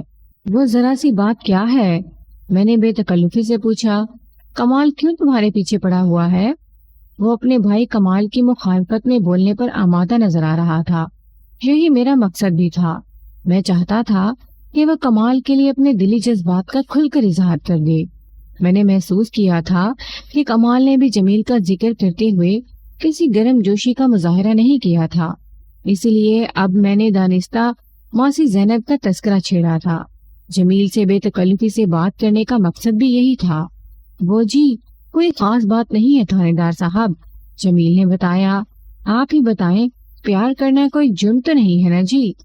پیار کرنا واقعی جرم نہیں تھا۔ میں نے پوچھا، کیا تم کسی کی محبت میں گرفتار ہو گئے ہو؟ اپنے گریبان میں کوئی نہیں جھانکتا جناب۔ وہ میرے سوال کو نظر انداز کرتے ہوئے اپنی ہی ترنگ میں بول رہا تھا۔ خود تو زرینہ کے چکر میں خوار پھرتا ہے، دن رات اس کے نام کی مالا جپتا ہے اور چلا ہے ہم پر پابندیاں لگانے۔ آخری الفاظ ادا کرتے ہوئے اس کے چہرے پر ناپسندیدگی کے جذبات نمایاں ہو گئے تھے۔ میں نے پوچھا، کمال نے تم پر کیا پابندی لگا دی ہے؟ وہ ہر وقت مجھے وانڈو جانے پر ڈانٹ ڈپٹ کرتا رہتا ہے، جمیل نے کہا۔ حالانکہ اب تو میں نے وہاں جانا بہت ہی کم کر دیا ہے۔ پچھلے 8-10 دن میں نے ادھر کا رخ بھی نہیں کیا۔ اس نے 8-10 روز کا تذکرہ اس انداز سے کیا تھا جیسے 8-10 مہینے کی بات کر رہا ہو۔ وانڈو اور ماسی زینب کے ذکر پر میں نے اس کے چہرے پر ایک خاص قسم کی سرخی جھلکتی دیکھی تھی۔ مجھے یقین ہو گیا کہ دال میں کچھ کالا ہے۔ ظاہر تھا کہ کوئی دل کا معاملہ تھا، کسی لڑکی کا چکر تھا۔ میں نے پوچھا، کیا تم پہلے روزانہ وانڈو جایا کرتے تھے؟ وہ کرسی پر پہلو بدل کر رہ گیا مگر منہ سے کچھ نہیں بولا۔ میں نے اس کی دکھتی ایک پر انگلی رکھتے ہوئے کہا، ماسی زینب کی بیٹی کا نام کیا ہے؟ رجو۔ اس کے منہ سے یہ نام بے ساختہ ادا ہوا تھا، پر وہ ذرا سنبھل کر بولا، نام تو اس کا رضیہ ہے مگر سب اسے رجو رجو کہتے ہیں۔ میں نے اچانک سوال کیا، تم لاہور سے ٹیوب ویل کا جو سامان خرید کر لائے ہو وہ کہاں ہے؟ وہ جی گھر میں رکھا ہے۔ وہ میرے غیر متوقع سوال سے گڑبڑا گیا تھا۔ میں نے گھر میں قدم رکھا ہی تھا کہ سپاہی مجھے لینے آ گئے تھے۔ تم نے وہ سامان کس دکان سے خریدا تھا؟ میرا مطلب ہے اس سامان کی کوئی رسید تو ہوگی تمہارے پاس؟ جی ہاں، میرے پاس رسید موجود ہے۔ اس نے اپنی دھوتی کی زپ میں سے ایک مڑا توڑا کاغذ نکال کر میری جانب بڑھاتے ہوئے کہا، یہ لے جناب رسید۔ میں نے اس رسید کا بغور مطالعہ کیا۔ وہ برانزرت روڈ لاہور کی ایک دکان کا کیش میمو تھا جس کے مطابق ایک جوڑے ٹیوب ویل کی موٹر کے پٹے، موٹر کے بش اور دیگر چھوٹا موٹا سامان خریدا گیا تھا۔ کیش میمو پر آج کی تاریخ درج تھی۔ اس روز 18 تاریخ تھی۔ یہ رسید جمیل کی موقع واردات سے عدم موجودگی کو ظاہر کرتی تھی، مگر میرا شک ابھی دور نہیں ہوا تھا۔ میں نے اس رسید کو اپنی میز کے دراز میں ڈالتے ہوئے سوال کیا، تم کس بس میں لاہور گئے تھے؟ وہ ٹھک سے بولا، چودھری ٹریولز۔ تم جب بس میں سوار ہوئے کیا وقت ہو رہا تھا؟ میں نے اپنے برابر میں بیٹھے ہوئے مسافر کی گھڑی میں وقت دیکھا تھا۔ اس نے بتایا، اس وقت 7:25 ہو رہے تھے۔ تمہارے خیال میں جلال الدین کا قاتل کون ہو سکتا ہے؟ یہ معلوم کرنا تو آپ کا کام ہے۔ اس کے لہجے سے اعتماد جھلک رہا تھا۔ میں نے کہا، ہم تو معلوم کر ہی لیں گے۔ تمہیں اگر کسی پر شک ہو تو اس کا نام بتاؤ، اس طرح ہم جلد از جلد قاتل تک پہنچ جائیں گے۔ وہ خاموش نظروں سے میری طرف دیکھتا رہا۔ میں نے نرم لہجے میں پوچھا، کیا تم یہ نہیں چاہتے کہ تمہارے بھائی کا قاتل گرفتار ہو؟ میں کیوں نہیں چاہوں گا جناب، وہ عجیب سے لہجے میں بولا، مگر میں اس سلسلے میں آپ کی کوئی مدد نہیں کر سکتا۔ اچھو کے بارے میں کیا کہتے ہو؟ میں نے اس کی آنکھوں میں جھانکتے ہوئے سوال کیا۔ سنا ہے اس نے بڑی تھرتھلی مچائی ہوئی ہے۔ وہ جلال الدین کو دھمکیاں بھی لگاتا رہا ہے۔ ان دھمکیوں کی وجہ سے ہی کل بھائی جلال اور بھائی کمال میں بہت منہ ماری ہو گئی تھی۔ اس نے بتایا، میرا اپنا خیال تو یہ ہے کہ اچھو جیلی عکس ڈال کر ہمیں خواہ پریشان کر رہا ہے۔ اگر اس نے کچھ کرنا ہی ہوتا تو اس طرح ڈنڈ نہ مچاتا۔ جمیل کے منہ سے ایک ایسی بات نکل گئی تھی جو میرے لیے بہت اہم تھی۔ میں نے پوچھا، تم نے بتایا ہے کہ کل جلال اور کمال میں خاصی گرما گرمی ہو گئی تھی۔ میں نے خاصی کا لفظ دانستہ اپنے جملے میں استعمال کیا تھا۔ جھگڑا کس بات پر ہوا تھا؟ وہی پرانا جھگڑا ہے جی، اس نے کہا۔ اس زرینہ نے تو دونوں بھائیوں میں پھوٹ ڈال دی ہے۔ ایک گھر میں رہتے ہوئے بھی ان کے دل ایک دوسرے سے کوسوں دور ہیں۔ وہ ایک لمحے کو خاموش ہو کر کچھ سوچتا رہا، پھر سلسلہ کلام کو جاری رکھتے ہوئے کہنے لگا، میں نے بھائی جلال کو بہت سمجھایا تھا کہ مٹی ڈالے اس فتنے پر اور زرینہ کو طلاق دیں۔ اچھو کی دشمنی سے بھی جان چھوٹ جائے گی اور چھوٹے بھائی کا غصہ بھی جاتا رہے گا۔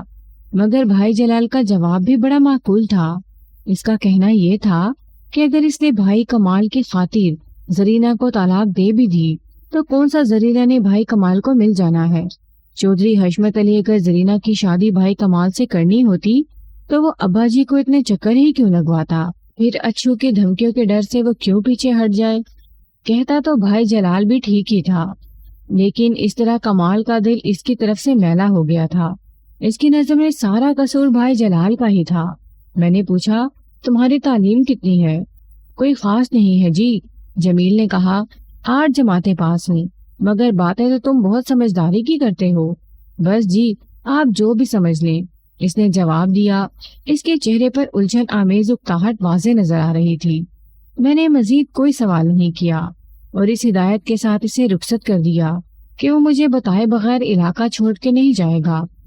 کمال کے بیان سے قاتل کی تلاش کے لیے دھیان سیدھا اچھو کی جانب جاتا تھا، لیکن جمیل کا بیان سننے کے بعد کمال کی شخصیت کچھ زیادہ ہی مشکوک ہو گئی تھی، جبکہ جائے واردات پر جمیل کا تعویذ بھی پڑا ملا تھا۔ جمیل کی ذات بھی شک سے بالا تر نہیں تھی۔ جمیل اور اس کی ماں رفت فاطمہ جب تھانے کے احاطے سے باہر نکل گئے تو میں نے حوالدار خدا بخش اور 2 سپاہیوں کی ڈیوٹی لگا دی کہ وہ سادہ لباس میں رفت فاطمہ کے مکان کی نگرانی کریں، خاص طور پر جمیل اور کمال پر گہری نظر رکھیں، اور ان میں سے اگر کوئی گاؤں سے باہر جانے کی کوشش کرے تو اسے اس ارادے سے باز رکھا جائے۔ خدا بخش کے ساتھ جانے والے سپاہیوں میں سے ایک کو میں نے ہدایت کر دی تھی کہ وہ ٹیوب ویل والے کمرے پر بھی کڑی نگاہ رکھے۔ میں چاہتا تو حوالدار خدا بخش کی بجائے یہ ایسے غلام غوث کو بھی بھیج سکتا تھا، مگر رفت فاطمہ اور کمال اسے شکل سے پہچانتے تھے۔ اس صورت میں میرا مقصد فوت ہو جاتا۔ تھوڑی دیر بعد میں غلام غوث کے ساتھ خیالی روانہ ہو گیا۔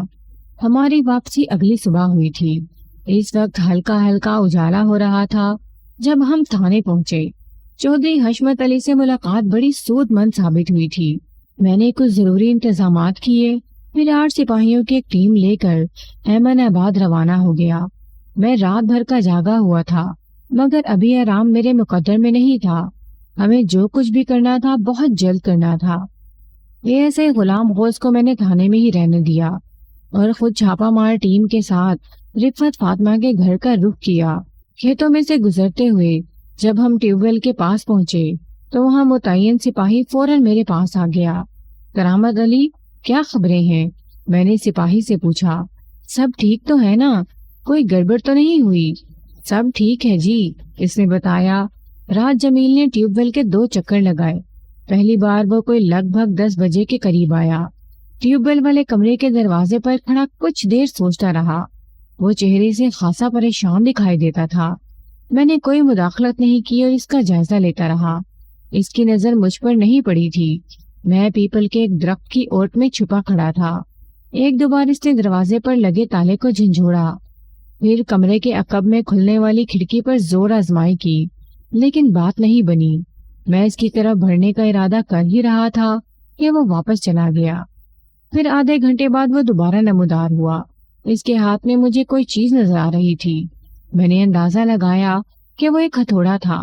میں نے اس مرتبہ خاموش رہنا مناسب نہیں سمجھا اور حوالدار خدا بخش کے پاس جا کر ساری صورتحال بتا دی۔ اسے شاید وہاں ہماری موجودگی کا احساس ہو گیا تھا، کیونکہ جب ہم وہاں پہنچے تو واپس گھر کی طرف جا رہا تھا۔ تم نے اسے گھر میں داخل ہوتے ہوئے دیکھا تھا؟ جی ہاں، دیکھا تھا۔ اتنی دیر میں خدا بخش بھی آ گیا۔ میں نے پوچھا، خدا بخش، تم نے گھر میں کوئی غیر معمولی بات دیکھی؟ اس نے سپاہی کی جانب دیکھا۔ سپاہی نے کہا، میں نے ملک صاحب کو سب کچھ بتا دیا ہے۔ جمیل اس کے بعد تو گھر سے نہیں نکلا؟ نہیں جی، کمال اور رفت فاطمہ بھی گھر میں موجود ہیں۔ جی ہاں۔ میں نے کہا، ٹھیک ہے، تم سادہ لباس سپاہیوں کو لے کر تھانے پہنچو، ہم بھی تھوڑی دیر میں آتے ہیں۔ ایک تھانے دار اور 8 سپاہیوں کو صبح ہی صبح گاؤں میں داخل ہوتے دیکھ کر ایک ہلچل سی مچ گئی تھی۔ ہم سیدھے رفت فاطمہ کے دروازے پر پہنچے۔ میرے اشارے پر ایک سپاہی نے دھڑا دھڑ دروازہ بجانا شروع کر دیا۔ تھوڑی ہی دیر بعد کمال دین آنکھیں ملتا ہوا دروازے پر نمودار ہوا۔ میں نے اسے ایک طرف دھکا دیا اور سپاہیوں کے ساتھ اندر داخل ہوا۔ گرفتار کر لو اسے، میں نے تہکمانہ لہجے میں کہا۔ 2 سپاہیوں نے کمال دین کو قابو کر کے فوراً اس کے ہاتھ میں ہتھکڑی پہنا دی۔ شور کی آواز سن کر رفعت فاطمہ بھی بیدار ہو گئی تھی۔ اس نے جب صحن میں پولیس کو دیکھا تو پریشان ہو گئی۔ صحن میں 3 چارپائیوں پر بستر بچھے ہوئے تھے۔ رفعت ہمارے سامنے ہی ایک چارپائی سے اٹھی تھی۔ ایک چارپائی پہ غالباً کمال دین سویا ہوا تھا اور اب گرفتار ہو چکا تھا۔ تیسری چارپائی خالی تھی۔ جمیل کہاں ہے؟ میں نے رفعت فاطمہ کی جانب خوار نظروں سے دیکھتے ہوئے پوچھا۔ یہی سویا تھا جی ہمارے ساتھ۔ اس نے ایک چارپائی کی طرف اشارہ کیا، پھر پوچھا، تھانے دار صاحب، آپ نے میرے کمالے کو کیوں گرفتار کیا ہے؟ تھانے چل کر پتہ چل جائے گا، میں نے سرسری لہجے میں جواب دیا۔ پھر ایک سپاہی سے کہا کہ وہ رفعت پر نظر رکھے۔ دوسرے سپاہی میرے حکم پر پورے گھر میں پھیل گئے تھے اور جمیل کو تلاش کر رہے تھے۔ میں نے چھت کی جانب جانے والے زینوں کا رخ کیا۔ چھت خالی تھی۔ جمیل کا نام و نشان نظر نہیں آ رہا تھا۔ گاؤں دیہات میں مکانوں کی چھتیں آپس میں ملی ہوئی ہوتی ہیں۔ ایک مکان کی چھت سے آدمی بالا ہی بالا بہت دور تک نکل جاتا ہے۔ مکان کی مکمل تلاشی لی گئی مگر جمیل کا کوئی سراغ نہ ملا۔ مکان میں داخل ہوتے وقت میرے ذہن میں جو خیال پیدا ہوا تھا وہ صحیح ثابت ہو رہا تھا۔ یقیناً جمیل چھت ہی کے راستے فرار ہو گیا تھا۔ دروازہ دھڑا دھڑانے کی آواز سن کر وہ فوراً چھت کی جانب چلا گیا اور اس نے چھت پر سے نیچے گلی میں پولیس والوں کی بھاری نفری دیکھ لی ہوگی۔ پھر اس نے وہاں سے نکلنے میں دیر نہیں لگائی۔ کہاں ہے جیلا؟ میں نے کمال دین کے منہ پر ایک تھپڑ رسید کرتے ہوئے غضبناک لہجے میں پوچھا۔ یہاں پر ہی سویا ہوا تھا جی ہمارے ساتھ، میں نے ایک زوردار تھپڑ مارتے ہوئے کہا۔ اوئے، تم اتنے بے خبر سوتے ہو؟ جیلا 2 مرتبہ ٹیوب ویل کا چکر بھی لگا آیا اور تمہیں کوئی خبر ہی نہیں ہے۔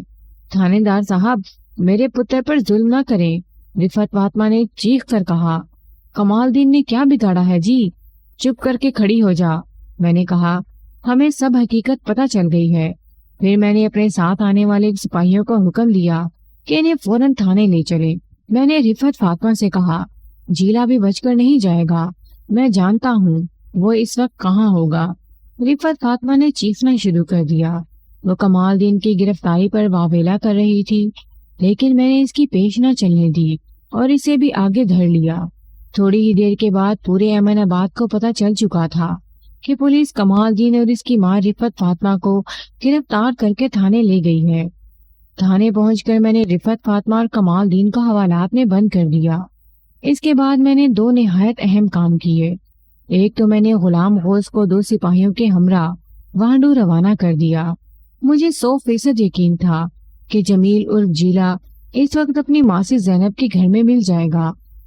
چودھری حشمت علی سے مجھے زینب کے گھر کا پتہ معلوم ہو گیا تھا۔ میں نے غلام غوث کو سختی سے ہدایت کی تھی کہ وہ جمیل کو ہر صورت گرفتار کر کے تھانے لے آئے اور اگر وہ نہ ملے تو اس کی ماسی زینب اور ماسٹر نیاز علی ہی کو پکڑ لائے۔ دوسری طرف میں نے خدا بخش کو ٹیوبویل کے سامان والی رسید دے کر لاہور روانہ کر دیا تاکہ اس بات کی تصدیق ہو سکے کہ جمیل نے وہ سامان خریدا بھی تھا یا اس میں بھی کوئی گھپلا کیا گیا تھا۔ ان کاموں سے فارغ ہو کر میں نے کمال دین کو اپنے کمرے میں بلا لیا۔ میرے اشارے پر حنیف سینڈو اس کے سر پر آ کر کھڑا ہو گیا۔ حنیف پھینٹی لگانے کا ماہر تھا، اس لیے ہم نے اس کا نام سینڈو رکھا ہوا تھا۔ میں نے کمال کو کڑی نگاہوں سے گھورتے ہوئے کہا، وہ درانتی کہاں ہے جس سے تم نے اپنے بھائی کا گلا کاٹا ہے؟ وہ گڑبڑا کر بولا، میں نے کچھ نہیں کیا جناب، آپ کو غلط فہمی ہو گئی ہے۔ اوئے غلط فہمی کے گھوڑے، میں نے سینڈو کو نظروں ہی نظروں میں اشارہ کیا۔ سینڈو، اس کو بتاؤ ہمیں غلط فہمی کبھی نہیں ہوتی۔ سینڈو نے اس کی لترول شروع کر دی۔ کمال بری طرح بلبلا رہا تھا۔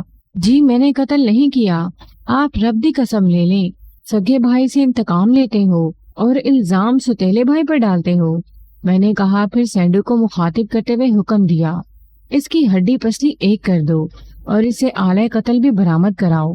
سینڈو اسے اپنے ساتھ لے کر ایک مخصوص کمرے میں چلا گیا۔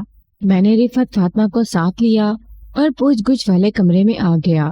میں نے اسے ایک کرسی پر بٹھا کر سخت لہجے میں کہا، اگر تم ساری عمر جیل میں سڑنے سے بچنا چاہتی ہو تو جو حقیقت ہے بتا دو۔ ہمیں تمہارے سارے کارناموں کی خبر ہو گئی ہے اب تم جھوٹ بول کر اپنے لیے مشکلات پیدا کر لو گی۔ میں نے کوئی جھوٹ نہیں بولا جی، وہ ترش لہجے میں بولی۔ میرا جوان پتر قتل ہو گیا ہے اور ہمیں ہی تھانے میں بند کر دیا ہے۔ رب سے ڈریں جی، اللہ کا انصاف بڑا سخت ہے۔ میں نے اس کی تقریر سے متاثر ہوئے بغیر پوچھا، تم اللہ دیتا کی دوسری بیوی ہو؟ رفت فاطمہ کے بارے میں ساری معلومات مجھے رحمت بی بی اور چودھری حشمت نے دے دی تھی۔ ان معلومات کی روشنی میں مجھے اپنی تفتیش میں بہت آسانی پیدا ہو گئی تھی۔ اس نے چونک کر میری جانب دیکھا۔ کس نے بتایا ہے جی آپ کو؟ ہمیں اور بھی بہت کچھ پتہ چل چکا ہے۔ میں نے اسے ڈانٹ کر کہا، جمیل کے والد نے تمہیں طلاق کیوں دی تھی؟ سادہ خاندانی جھگڑا تھا جی۔ میں نے کہا، تمہارے خاندان کے بارے میں بھی سب معلوم ہو گیا ہے ہمیں۔ اللہ دیتا کی موت کیسے ہوئی تھی؟ دل کا دورہ پڑا تھا ان کو۔ سارا پنڈ واقف ہے اس گال سے۔ اس کا اعتماد بالفاظ دیگر جھٹائی قابل دید تھی، لیکن سارا پنڈ یہ نہیں جانتا کہ تم نے اسے زہر کھلا دیا تھا۔ میں نے زہر خند لہجے میں کہا، یہ جھوٹ ہے، الزام ہے مجھ پر۔ وہ غصے سے لال پیلی ہوتے ہوئے بولی، یہ کہانی رحمتے نے گھڑی ہے، وہ میری ازلی دشمن ہے۔ جلال اور کمال کو ہر وقت بھرتی رہتی تھی، اب تو اس کے کلیجے میں ٹھنڈ پڑ گئی ہوگی۔ میرا سونا پتر لگا گیا۔ پھر وہ رحمت بی بی اور چودھری حشمت علی کی شان میں قصیدے پڑھنے لگی۔ میں نے اس کی جذباتی تقریر کا ذرا بھی اثر قبول نہیں کیا۔ میں حقیقت حال سے آگاہ ہو چکا تھا۔ یہ بات پکی تھی کہ قتل کمال یا جمیل میں سے کسی نے کیا تھا۔ اچھو کی ذات شک سے بالا تر ہو چکی تھی، کیونکہ جس وقت جلال کو قتل کیا گیا تھا اس وقت اچھو اپنی حویلی میں موجود تھا۔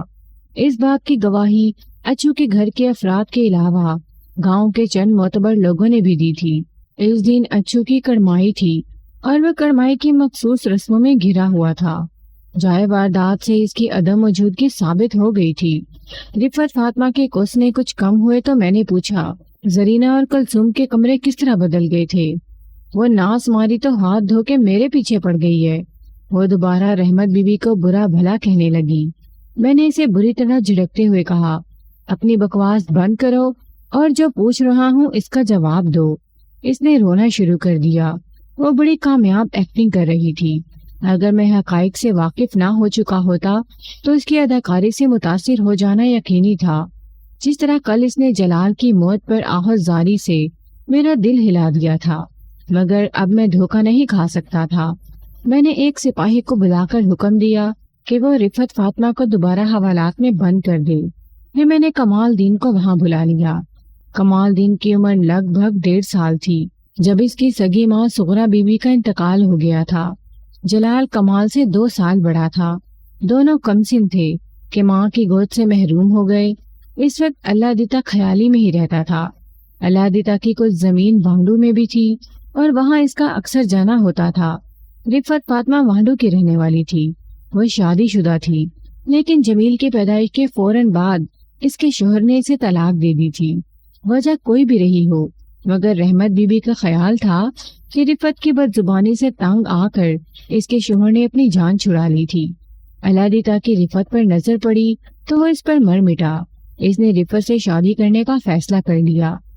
چودھری حشمت علی اور دوسرے چند لوگوں نے اس رشتے کی مخالفت کی، مگر اللہ دیتا نے کسی کی نہ سنی اور من مانی کی۔ جب رفت کا اللہ دیتا سے نکاح ہوا تو جمیل اس وقت 5 ماہ کا تھا۔ رفتہ رفتہ رفت کے جوہر کھل کر سامنے آنے لگے، مگر اللہ دیتا برداشت کرتا رہا۔ جمیل کی پیدائش کے وقت کوئی ایسی پیچیدگی ہو گئی تھی کہ رفت فاطمہ آئندہ ماں بننے کے قابل نہیں رہی تھی، اس لیے بعد ازاں رفت نے اللہ دیتا کی کوئی اولاد نہ ہو سکی۔ اللہ دیتا رفت کی زیادتیوں کو محض اپنے بچوں کی خاطر برداشت کر رہا تھا۔ بنیادی طور پر وہ ایک شریف النفس آدمی تھا اور امن و امان سے رہنے کا خواہاں تھا۔ اس نے قریبی لوگوں کی ناراضی مول لے کر رفت فاطمہ سے شادی کی تھی اور اب ذمہ داری سے نبھا بھی رہا تھا۔ جب ہر طرف سے تانے ملنے لگے تو اللہ دیتا نے ایک عجیب و غریب فیصلہ کیا۔ اس نے اپنی وانڈو والی ساری زمین بیچ ڈالی، اسی طرح خیالی والی زمین اور مکان کا بھی سودا کر لیا اور سب کچھ بیچ کر احمد آباد اٹھایا۔ یہاں کے لوگ اس کے بارے میں زیادہ تفصیل سے نہیں جانتے تھے۔ ان کے علم میں بس یہی بات تھی کہ رفت فاطمہ اللہ دیتا کی بیوی ہے اور ان کے 3 بیٹے ہیں۔ احمد آباد میں علادیتا نے 15 کلے زمین خریدی تھی۔ اس کے علاوہ ایک اوسط درجے کا گھر بنا لیا تھا۔ علادیتا نے شروع میں زمینداری میں ہاتھ بٹانے کے لیے کچھ ملازم بھی رکھ چھوڑے تھے، مگر جب اس کے بیٹے بڑے ہو گئے اور خاص طور پر جب جلال اپنی تعلیم سے فارغ ہو گیا تو انہوں نے ملازمین کی چھٹی کر دی اور سب مل کر خود ہی زمینوں کو سنبھالنے لگے۔ البتہ کٹائی وغیرہ کے موقع پر وہ کچھ لوگوں سے ٹھیکے پر کام لے لیا کرتے تھے۔ رفعت کو ہر وقت یہ فکر کھائی جاتی تھی کہ علادیتا سے اس کی کوئی اولاد نہیں تھی۔ پھر علادیتا کا رویہ بھی اسے پریشانی میں مبتلا رکھتا تھا۔ اس نے رفتہ رفتہ محبت جتا کر جلال اور کمال کو شکار کرنا شروع کر دیا۔ وہ اس کے ہاتھوں میں پلے تھے، اس کی بہت عزت کرتے تھے، اگرچہ انہیں یہ بات معلوم تھی کہ رفعت ان کی سوتیلی ماں ہے، مگر انہوں نے کبھی رفعت سے سوتیلے پن کا مظاہرہ نہیں کیا تھا۔ رفعت جانتی تھی کہ علادیتا کی آنکھ بند ہوتے ہی اس کی مشکلات کا آغاز ہو جائے گا۔ جمیل کسی بھی طرح علادیتا کے وارثوں میں شمار نہیں کیا جا سکتا تھا، اگرچہ جلال اور کمال رفعت پر آنکھیں بند کر کے اعتماد کرتے تھے، مگر اس سے خدشہ تھا کہ ان کی پھپھی انہیں کہیں اس کی طرف سے بدگمان نہیں کر دے۔ رفعت چاہتی تھی کہ ان کو باندھ کر رکھے۔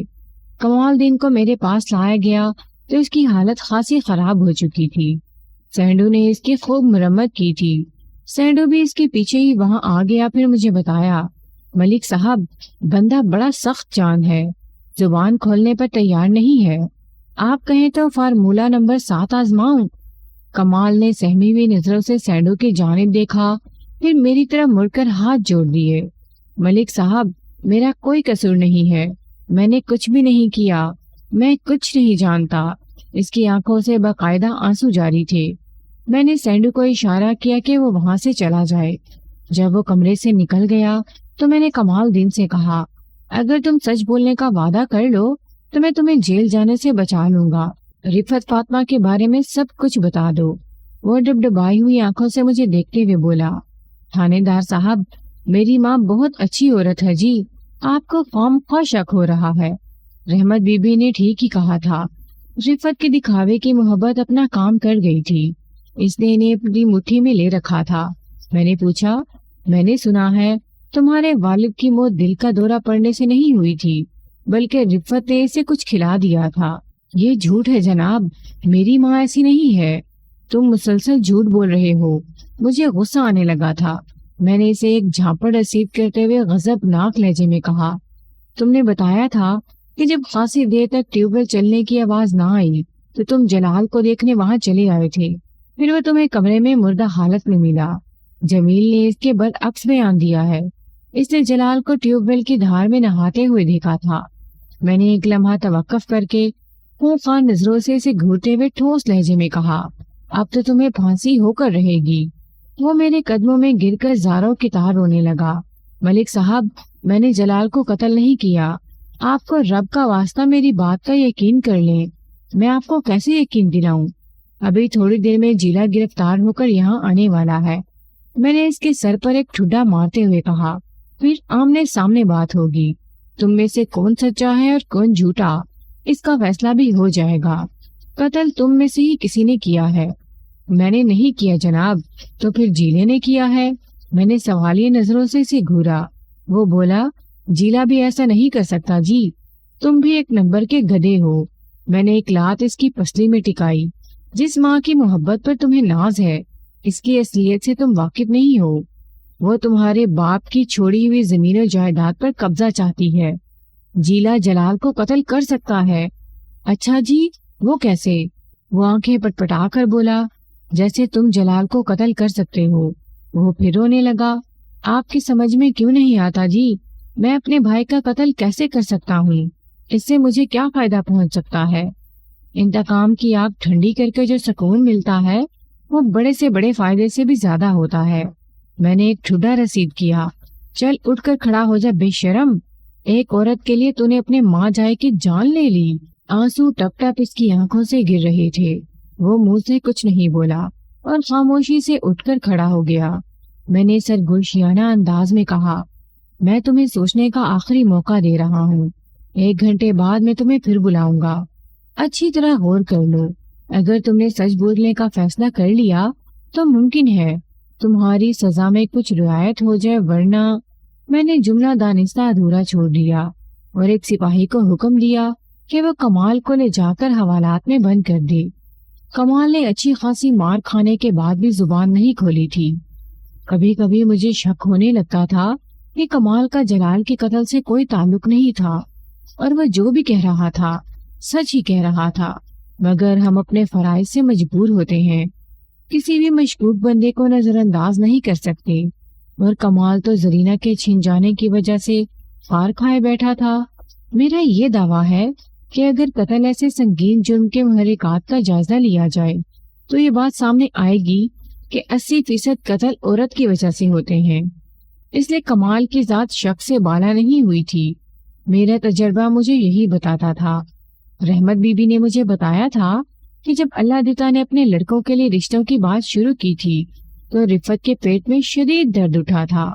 اگر جلال اور کمال کی شادی زرینہ اور کلثوم سے ہو جاتی تو رفت کے لیے مشکل کھڑی ہو سکتی تھی۔ اس کے ہاتھ میں یہی لڑکے ہی تو تھے۔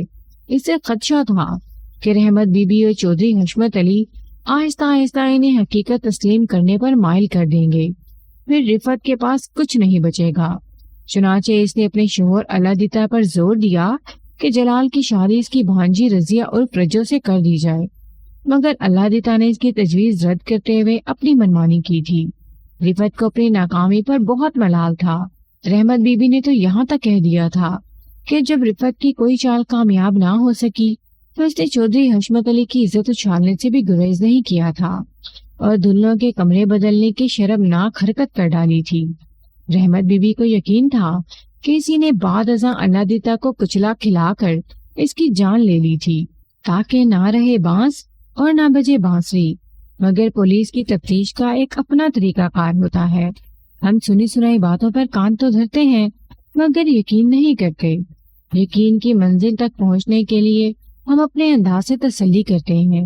تھوڑی ہی دیر کے بعد ASA غلام غوث جمیل کو گرفتار کر کے وہاں پہنچ گیا۔ اس کے ساتھ جمیل کی ماسی زینب اور اس کا شوہر نیاز علی بھی تھا۔ ملک صاحب، آپ کا اندازہ بالکل ٹھیک تھا، ASI نے کہا۔ جیلا سیدھا اپنے ماسی کے پاس ہی پہنچا تھا، لیکن ہم اس سے بھی پہلے وہاں پہنچ گئے تھے۔ پھر جیسے ہی گھر میں داخل ہوا ہم نے فوراً اسے گرفتار کر لیا۔ میں نے جیلے کے منہ پر ایک زناٹے دانت تھپڑ رسید کرتے ہوئے گرج کر کہا، کہاں ہے وہ درانتی جس سے تم نے جلال کا نرخرا کاٹا تھا؟ جناب، آپ کیا کہہ رہے ہیں؟ وہ معصومیت آمیز حیرت سے بولا، میں بھائی جلال کا قتل کیوں کروں گا؟ بکواس بند کر اوئے، یہ تمہاری خالہ جی کا واڑا نہیں ہے، تھانہ ہے، یہاں آ کر تو پتھر بھی بولنے لگتے ہیں۔ میں نے کہا، تم نے جلال کو قتل کیا ہے، ہمیں سب پتہ چل گیا ہے۔ نہیں جناب، آپ کو کسی نے غلط بتایا ہے۔ وہ غلط کے بچے، جھوٹ بولتا ہے۔ میں نے اس کا جملہ مکمل ہونے سے پیشتر ہی ایک چانٹا اس کے بائیں گال پر جڑ دیا۔ تم کیا سمجھتے ہو ہمیں تمہاری بات کا یقین کر لیں گے؟ میں سچ کہہ رہا ہوں جناب، اس نے کہا، آپ کو کسی نے میرے خلاف بھڑکا دیا ہے۔ میں نے گھور کر اس کی جانب دیکھا۔ کیا یہ بھی سچ ہے کہ تم ٹیوب ویل کا سامان لینے لاہور گئے تھے؟ جی ہاں، میں نے تو آپ کو سامان کی رسیدیں بھی دے دی تھی۔ تم نے بتایا تھا کہ کل صبح تم نے جلال کو اپنی آنکھوں سے ٹیوب ویل کے نیچے نہاتے ہوئے دیکھا تھا۔ وہ بولا، میں نے یہی کہا تھا جناب، تم اور کمال ایک ہی کمرے میں سوتے ہو۔ آہو جی، وہ میری بات کی تہ تک نہیں پہنچ سکا تھا۔ پلکیں جھپک کر بولا، میں نے آپ کو بتایا تھا جی۔ میں نے سوالات کا سلسلہ جاری رکھا، اور کل رات تمہارے گلے سے تعویذ غائب ہو گیا تھا، اس لیے اس بات میں سر ہلایا۔ میں نے پوچھا، آج کل ٹھیک ٹھاک گرمی پڑ رہی ہے، پورا پنڈ چھتوں پر یا پھر اپنے گھروں کے صحنوں میں سو رہا ہے، اور تم دونوں بھائی کمرے میں سوتے ہو؟ اس کے چہرے پر پریشانی نمودار ہوئی۔ کچھ کہنے کے لیے اس نے منہ کھولنا چاہا، پھر ارادہ ترک کر دیا۔ میں نے کہا، گزشتہ رات تم تینوں ماں بیٹے صحن میں سوئے تھے۔ میں نے صحن میں 3 چارپائیاں بچھی دیکھی تھی، مگر ہمارے گھر میں داخل ہونے سے پہلے ہی تم وہاں سے فرار ہو گئے تھے، جبکہ تم تو صبح دیر تک سونے کے عادی ہو۔ کیا تم سمجھ رہے تھے ہم سے بچ کر بھاگ جاؤ گے؟ میں نے دانت پیستے ہوئے ایک اور تھپڑ رسید کیا۔ وہ جی، میری جلدی آنکھ کھل گئی تھی۔ میں رفع حاجت کے لیے کھیتوں میں چلا گیا تھا پھر میں نے سوچا چلو ایک چکر وانڈو کا بھی لگاؤں، ویسے تو بھائی کمال مجھے جانے ہی نہیں دیتے۔ مجھے گھمن گھیریوں میں نہ ڈالو، میں نے کہا۔ تم کوئی جن کی اولاد نہیں ہو کہ گھر سے نکل بھی گئے اور دروازہ اندر سے بھی بند رہا۔ تھانے دار صاحب، میں سچ کہہ رہا ہوں، تم ایسے نہیں مانو گے۔ میں نے سینڈو کو بلا لیا، پھر اس سے کہا، سینڈو اس کی ذرا ٹھیک ٹھاک چترول کر کے میرے پاس لے آؤ۔ سینڈو جمیل کو لے کر ڈرائنگ روم کی طرف چلا گیا۔ کچھ دیر کے بعد وہ واپس آ گیا تو جمیل خاصا نرم دکھائی دے رہا تھا۔ سینڈو نے اس کی خوب آؤ بھگت کی تھی۔ جمیل میرے سامنے گردن جھکا کر کھڑا ہو گیا۔ سینڈو کو میں نے جانے کا اشارہ کیا، پھر جمیل کی طرف دیکھ کر کہا، تم کتنے بجے برانڈرتھ روڈ والی دکان پر پہنچے تھے؟ تقریباً 9 بجے، وہ نحیف آواز میں بولا۔ میں چودھری ٹریول کی بس میں لاہور گیا تھا۔ یہ تو تم پہلے بتا چکے ہو، میں نے اسے جھڑک دیا۔ جو میں پوچھ رہا ہوں بس اس کا جواب دو۔ وہ خاموشی سے میری طرف دیکھنے لگا۔ میں نے پوچھا، تمہیں کل دوپہر میں 11 بجے لاہور سے واپس آ جانا چاہیے تھا، پھر شام تک کہاں رہے؟ میں بادشاہی مسجد دیکھنے چلا گیا تھا۔ بادشاہی مسجد دیکھنے میں اتنا وقت صرف نہیں ہوتا۔ میں نے کہا، تم اور کہاں کہاں گئے تھے؟ وہ بولا، بس جی وہیں پر دیر ہو گئی تھی۔ میں نے اچانک سوال کیا، ٹیوب ویل کا سامان تم نے کہاں رکھا ہے؟ ٹیوب ویل کے کمرے میں۔ بے ساختہ اس کے منہ سے نکل گیا، پھر بات بناتے ہوئے بولا، میرا مطلب ہے ٹیوب ویل کا سارا سامان تو ٹیوب ویل کے کمرے میں ہی رکھا جاتا ہے، مگر کل مجھے اس کا موقع نہیں مل سکا، حالانکہ رات تم نے 2 چکر بھی لگائے تھے۔ میں نے جان بوجھ کر اپنی بات ادھوری چھوڑ دی تھی۔ وہ بولا، وہ جی وہ تو میرے پیٹ میں کچھ گڑبڑ ہو گئی تھی، اس لیے 2 بار کھیتوں کی طرف جانا پڑا تھا۔ شانی سامان تمہارے گھر میں ہی رکھا ہے۔ آہو جی ٹھیک ہے، تم ابھی ہمارے ساتھ چلو۔ میں نے کہا، تمہارے بات کی تصدیق بھی کر لیتے ہیں۔ میں نے 2 سپاہیوں کو ساتھ لیا۔ ایک سپاہی نے جیلے کی ہتھکڑی کی زنجیر تھام رکھی تھی۔ ہم تھوڑی ہی دیر میں رفت کے گھر پہنچ گئے۔ صبح جاتے ہوئے ہم نے یہاں بھی سرکاری تالا ڈال دیا تھا۔ چل جلدی بتا، کہاں رکھا ہے تو نے سامان؟ میں نے گھر میں داخل ہوتے ہوئے اسے ٹھوکر رسید کی۔ وہ کچھ دیر تک ہمیں مختلف کمروں میں گھماتا رہا، پھر پریشان ہو کر بولا، میں نے تو کل یہی رکھا تھا جی، پتہ نہیں کہاں چلا گیا۔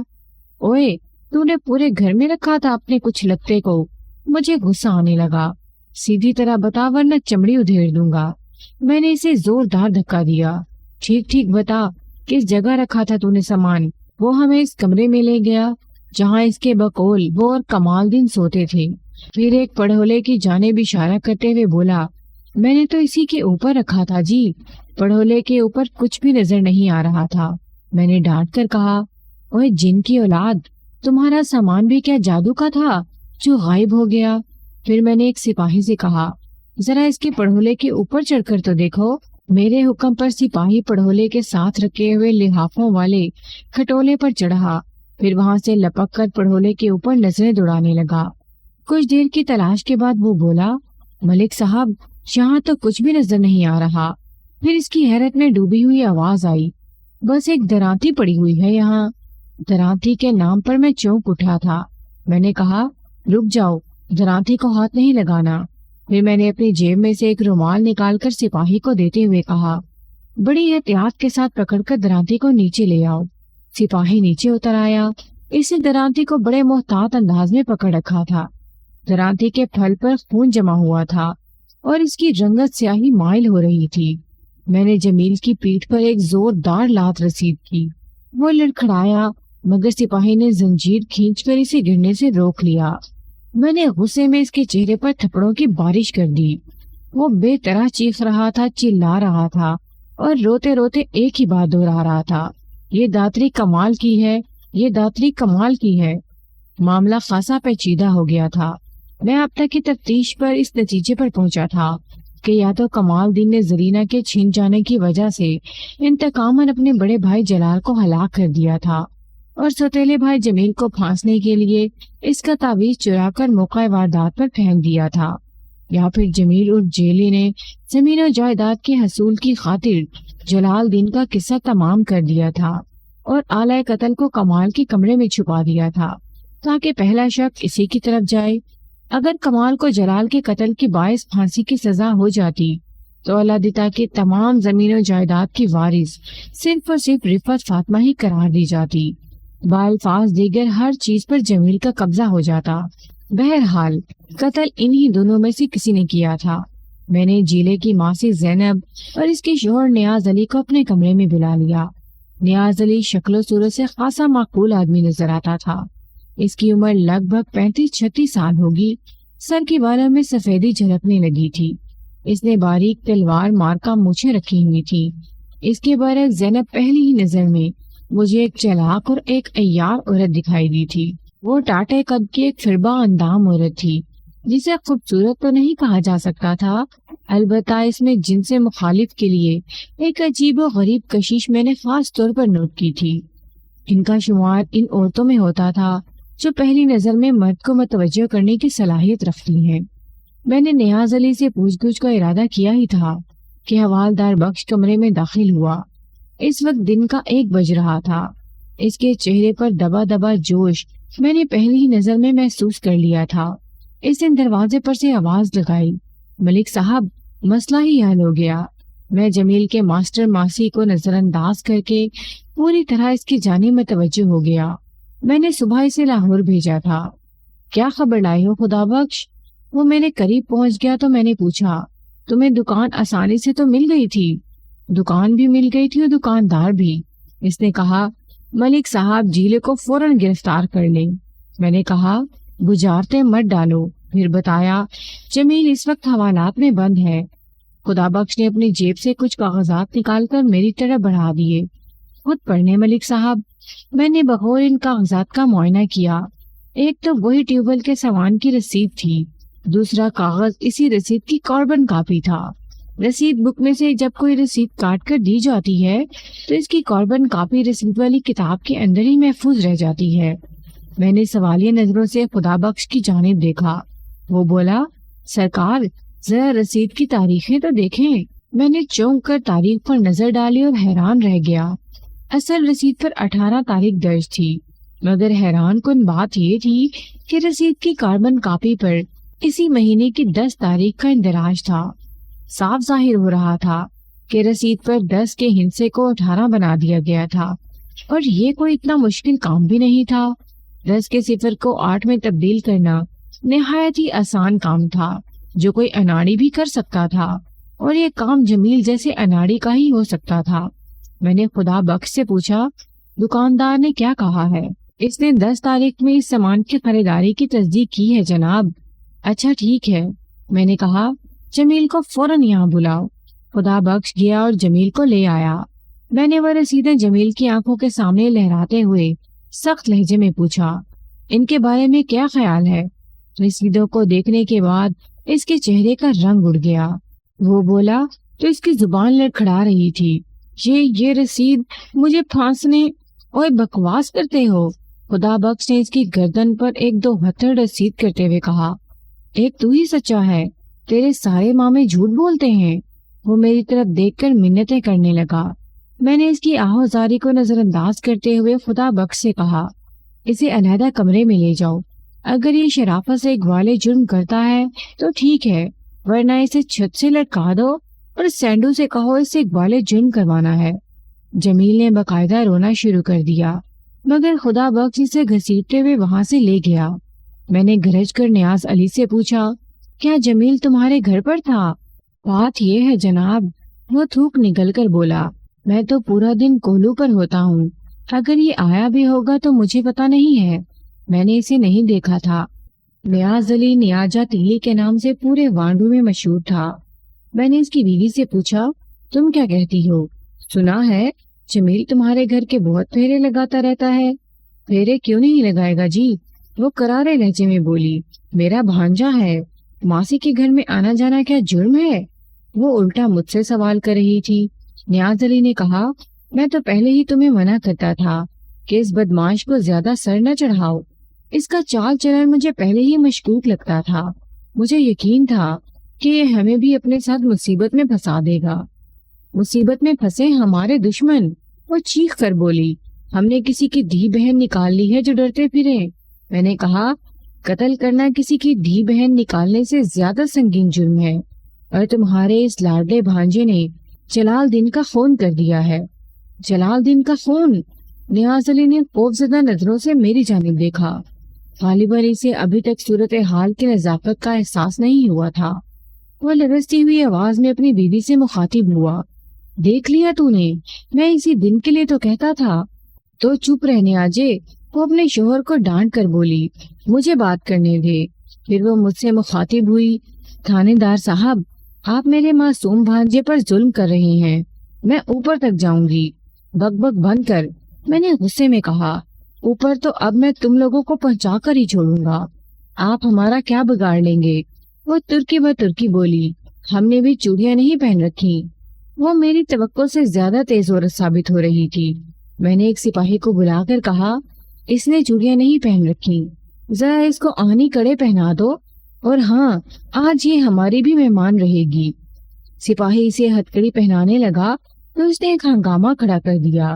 مجبوراً ہتکڑی کے بغیر اسے حوالات میں بند کرنا پڑا۔ میرے استفسار پر نیاز علی نے اپنا بیان دے دیا۔ وہ کچھ زیادہ نہیں جانتا تھا۔ وہ ذات کا تیلی تھا اور زینب سے شادی کر کے بہت پچھتا رہا تھا۔ اس کے 3 بچے تھے۔ بڑی بیٹی رضیہ اور فرجو کی عمر 16 سال تھی۔ اس سے چھوٹے 2 لڑکے تھے جن کی عمریں علل ترتیب 12 اور 10 سال تھیں۔ نیاز علی جمیل کو سخت ناپسند کرتا تھا اور اپنے گھر میں جمیل کی آمد و رفت اسے ایک آنکھ نہیں بھاتی تھی، مگر جمیل کو زینب کی حمایت حاصل تھی۔ جمیل جب رضیہ سے گھل مل کر باتیں کرتا تو نیاز علی کا خون کھل جاتا۔ اس نے جب سختی کی اور جمیل کی آمد پر پابندی لگانا چاہی تو زینب نے بظاہر اس کی بات تسلیم کر لی اور وعدہ کیا کہ وہ اپنے بھانجے کو وہاں آنے کے لیے منع کر دے گی، مگر در حقیقت اس نے کچھ ایسا نہیں کیا۔ اب جمیل نیاز علی کی غیر موجودگی میں وہاں جانے لگا تھا۔ چند روز پہلے نیاز علی ان در پردہ سرگرمیوں سے آگاہ ہو گیا تھا اور اس نے واشگاف الفاظ میں دھمکی بھی دی تھی کہ آج کے بعد اگر جمیل اس گھر میں نظر آیا تو وہ کوہلوں میں ڈال کر اس کا تیل نکال دے گا، پھر خود ہی چھانے میں جا کر اپنے کارنامے کی رپورٹ درج کرائے گا۔ میں نے محسوس کیا تھا کہ نیاز علی کے گھر میں زینب کی حکمرانی تھی۔ وہ التجا آمیز لہجے میں بولا، ملک صاحب، یہ حرام زادہ اب آپ کے قابو میں آ ہی گیا ہے تو اس کو پھانسی چڑھا دے۔ میرے سینے میں آگ لگی ہوئی ہے۔ میرے بس میں ہوتا تو میں پٹھے کترنے والے ٹوکے میں اس کے ٹوٹے کر دیتا۔ اس نے بہت اندھیر مچائی ہوئی ہے۔ اور زینب کے بارے میں کیا خیال ہے؟ وہ ندامت آمیز لہجے میں بولا، اللہ ہر مرد کو ایسی عورت سے محفوظ رکھے۔ اچانک جمیل کی کرب میں ڈوبی ہوئی ایک چیخ بلند ہوئی۔ نیاز علی نے پریشان نظروں سے میری جانب دیکھا۔ میں سمجھ گیا کہ سینڈو نے مرچوں والا فارمولہ شروع کر دیا ہے۔ اکثر لوگوں کو پولیس والوں سے یہ شکایت ہے کہ ہم بے جا تشدد کرتے ہیں، اور ہماری تحویل میں ایک بے گناہ آدمی بھی نہ کردہ جرائم کا اقرار کر لیتا ہے۔ در حقیقت ایسی کوئی بات نہیں ہے۔ ہم تشدد تو کرتے ہیں مگر بے جا نہیں، بلکہ بجا۔ ایسا کرنے کے لیے ہم مجبور ہوتے ہیں۔ عیار قسم کے مجرم، ڈاکو، لٹیرے اور خطرناک قاتل اتنے شریف النفس نہیں ہوتے کہ جب ان سے پوچھا جائے کہ جرم تم نے کیا ہے تو جواب دیں، ہاں جناب، یہ غلطی مجھ سے ہی سرزد ہو گئی ہے۔ آپ پہلی غلطی سمجھ کر درگزر کر دیں، آئندہ آپ کو شکایت کا موقع نہیں دوں گا۔ نامی گرامی مجرموں سے کچھ معلوم کرنے کے لیے اور حقیقت حال اگلوانے کے لیے ہمیں ہر طرح کے ہتھ کنڈے استعمال کرنا پڑتے ہیں۔ البتہ وہ افراد جو ہماری نظر میں مشکوک ہوتے ہیں، ان کے مجرم ہونے کا ہمیں یقین نہیں ہوتا، لیکن وہ جرم کے پس منظر پر روشنی ڈالنے کے لیے مفید ثابت ہو سکتے ہیں۔ ایسے لوگوں کی توازو ہم لاتوں گھوسوں سے کرتے ہیں۔ اسے آپ تشدد کا نام نہیں دے سکتے۔ ہاں، کبھی کبھار کوئی اندازے کی غلطی کا شکار ہو جائے تو اور بات ہے۔ کچھ ہی دیر کے بعد حوالدار خدا بخش میرے کمرے میں نمودار ہوا۔ ملک صاحب، جیلے کی چین بول گئی ہے۔ وہ اپنا بیان لکھوانے پر تیار ہو گیا ہے۔ میں نے ایسے غلام غوث کو ساتھ لیا اور جمیل اور جیلے کے پاس پہنچ گیا۔ اس کی ٹھیک ٹھاک دھلائی ہو چکی تھی۔ اس نے اٹک اٹک اپنے جرم کا اقبال کر لیا۔ میں یہاں اس کے بیان کا خلاصہ پیش کرتا ہوں۔ زینب نے جمیل کو رضیہ عرف رجو ایسے خوبصورت جال میں بری طرح جکڑ رکھا تھا۔ اس نے وعدہ کر رکھا تھا کہ وہ اپنی بیٹی کی شادی جمیل سے کر دے گی۔ یہ کوئی 1 سال پہلے کی بات تھی۔ جمیل اپنی ماسی کے وعدوں پر آس لگائے بیٹھا تھا۔ پھر جمیل کے سوتیلے بھائیوں کی شادیاں ہو گئیں جو بعد ازاں ناکام ثابت ہوئی۔ رفت جلال کے لیے رضیہ کو لانا چاہتی تھی، مگر اللہ دیتا نے اس کی امیدوں پر پانی پھیر دیا۔ دونوں بہنوں نے خفیہ طور پر اللہ دیتا کے خلاف محاذ بنا لیا تھا۔ زینب دوہری چال چل رہی تھی۔ ایک طرف تو وہ اپنی بہن رفت کو اللہ دیتا اور اس کے بیٹوں کے خلاف بھڑکا رہی تھی، اور دوسری جانب وہ جمیل کو قابو کر رہی تھی۔ زرینہ اور کلثوم کے کمرے بدلنے والی اسکیم زینب ہی کی تیار کردہ تھی، اور رفت فاطمہ نے اس کا پورا ساتھ دیا تھا۔ اس طرح وہ اللہ دیتا سے اس کی بے عزتی کا بدلہ لینا چاہتی تھی جو اللہ دیتا نے اس کی بیٹی کا رشتہ ٹھکرا کر کی تھی۔ دونوں بہنیں قدم با قدم ایک ہی راستے پر چل رہی تھیں، مگر دونوں کا انداز جدا تھا۔ زینب منہ پھٹ اور غصہ آور تھی، اس کے برعکس رفت فاطمہ غیر محسوس انداز میں اپنا کام کر رہی تھی۔ وہ میٹھی چھری کی طرح اندر ہی اندر اپنے ناکامی اور نامرادیوں کا انتقام دونوں بھائیوں سے لینا چاہتی تھی۔ رحمت بی بی نے کئی مواقع پر جلال اور کمال کو ان کی سوتیلی ماں کی اصلی صورت دکھانے کی کوشش کی تھی، مگر ان کی آنکھوں پر رفت فاطمہ کی محبت کی پٹی بنی ہوئی تھی۔ وہ اس کے حقیقی روپ کو نہیں دیکھ سکتے تھے۔ یہ ساری باتیں مجھے جمیل سے ہی معلوم نہیں ہوئی تھی، بلکہ جب رفت اور زینب کو پتہ چلا کہ جمیل نے اپنے جرم کا اعتراف کر لیا ہے تو وہ بھی زبان کھولنے پر مجبور ہو گئی تھی۔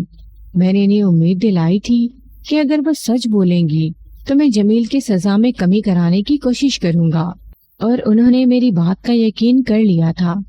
جب جمیل نے رضیہ سے شادی کا تقاضا شروع کیا تو زینب نے ایک اور چال چلی۔ اس نے جمیل کو تانے دینے شروع کر دیے کہ اس کے پاس اپنا کیا ہے، سب کچھ تو جلال اور کمال کا ہے، وہ کیا دیکھ کر اپنی بیٹی کا ہاتھ اسے تھما دے۔ جمیل نے اس سے پوچھا کہ وہ اس سلسلے میں کیا کرے، تو زینب نے بڑے رازدارانہ انداز میں جلال کے قتل کی بات اس کے کان میں ڈال دی۔ سب جانتے تھے کہ کمال اپنے بھائی سے بری طرح ناراض ہے۔ اگر جلال قتل ہو جاتا تو پہلا شک کمال پر ہی کیا جاتا۔ اس طرح ایک بھائی قتل ہو جاتا اور دوسرے کو پھانسی ہو جاتی۔ جمیل نے اپنی ماں سے ماسی کی فرمائش کا تذکرہ کیا تو اس نے بھی زینب کے منصوبے کی تائید کی۔ دراصل یہ دونوں بہنوں کا مشترکہ منصوبہ تھا، مگر رفت در پردہ رہ کر ساری کارروائی کر رہی تھی۔ زمین و جائیداد کی حرص و ہوس کتنی عجیب چیز ہوتی ہے۔ ایک ماں اپنے بیٹے کو قتل جیسے سنگین جرم کی اجازت دینے پر تیار ہو گئی تھی۔ اس دنیا میں سب کچھ ہوتا ہے۔ اس کے بعد کہانی بہت سیدھی سادی تھی۔ ٹیوب ویل کے کمرے کی چابی جلال کے پاس رہتی تھی۔ کھیتوں سے واپسی پر وہ خود اپنے ہاتھوں سے کمرے کو تالا لگاتا تھا، مگر اس روز دن ہی میں کمرے کی کھڑکی کو جمیل نے کنڈی سے آزاد کر دیا تھا، اور دونوں پٹ میں لگے ہوئے کنڈوں کو ایک کمزور دھاگے کی مدد سے اس طرح بند کر دیا کہ وہ بند نظر آئے۔ وقوع کی صبح رفت فاطمہ نے جلال اور کمال کے اٹھنے سے پہلے ہی جمیل کو جگا دیا تھا، اور وہ بآسانی کھڑکی کے راستے کمرے میں پہنچ گیا تھا۔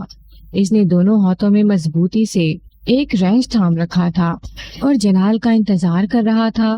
پھر جیسے ہی جلال دروازہ کھول کر کمرے میں داخل ہوا، جمیل نے بھاری رینچ کا وار اس کے سر کے پچھلے حصے پر کیا۔ جلال اس ناگہانی افتاد کے بارے میں سوچ بھی نہیں سکتا تھا۔ وہ پٹ سے زمین پر آ رہا۔ بعد ازاں جمیل نے کمال کی درانتی سے اس کا گلا کاٹ دیا، پھر اس درانتی کو کمال کے کمرے میں رکھے ہوئے پڑھولے کے اوپر ڈال دیا تاکہ شک کمال پر آئے۔ اس کارروائی کے دوران میں اس کے گلے کا تعویذ بھی ٹیوب ویل والے کمرے میں گر گیا تھا، جس کا اسے مطلق احساس نہیں ہوا تھا۔ موقع واردات سے عدم موجودگی ثابت کرنے کے لیے اس نے ایک مضبوط ثبوت تیار کر لیا تھا۔ 10 تاریخ کو خریدے ہوئے سامان کی رسید کو اس نے 18 تاریخ کی رسید بنا لیا تھا، مگر جب میں نے وہ رسید اپنے پاس رکھ لی تو وہ پریشان ہو گیا۔ وہ بیان دے چکا تھا کہ وہ ٹیوب ویل کا سامان اس نے گھر میں رکھ چھوڑا ہے۔ اب کسی نہ کسی طرح اس سامان کو ٹیوب ویل کے کمرے سے نکال کر گھر میں لانا چاہتا تھا، اس لیے وہ بار بار کمرے کے پاس منڈلاتا ہوا پایا گیا تھا، مگر اسے کامیابی نہیں ہوئی تھی۔ پھر صبح ہی صبح اپنے دروازے پر پولیس کو دیکھ کر حواس باختہ ہو گیا اور چھت کے راستے فرار ہو گیا۔ کیس اپنی جگہ مکمل تھا۔ میں نے ضروری کارروائی کر کے دوسرے روز عدالت میں چالان پیش کر دیا۔ کمال دین کو میں نے اسی وقت چھوڑ دیا تھا۔ البتہ رفت فاطمہ اور زینب کو جمیل کے ساتھ ہی عدالت میں لے گیا تھا۔ یہ مقدمہ کوئی 2.5 سال تک سیشن کورٹ میں چلتا رہا۔ پھر عدالت نے جمیل عرف جیلا کو عمر قید کی سزا سنا دی تھی۔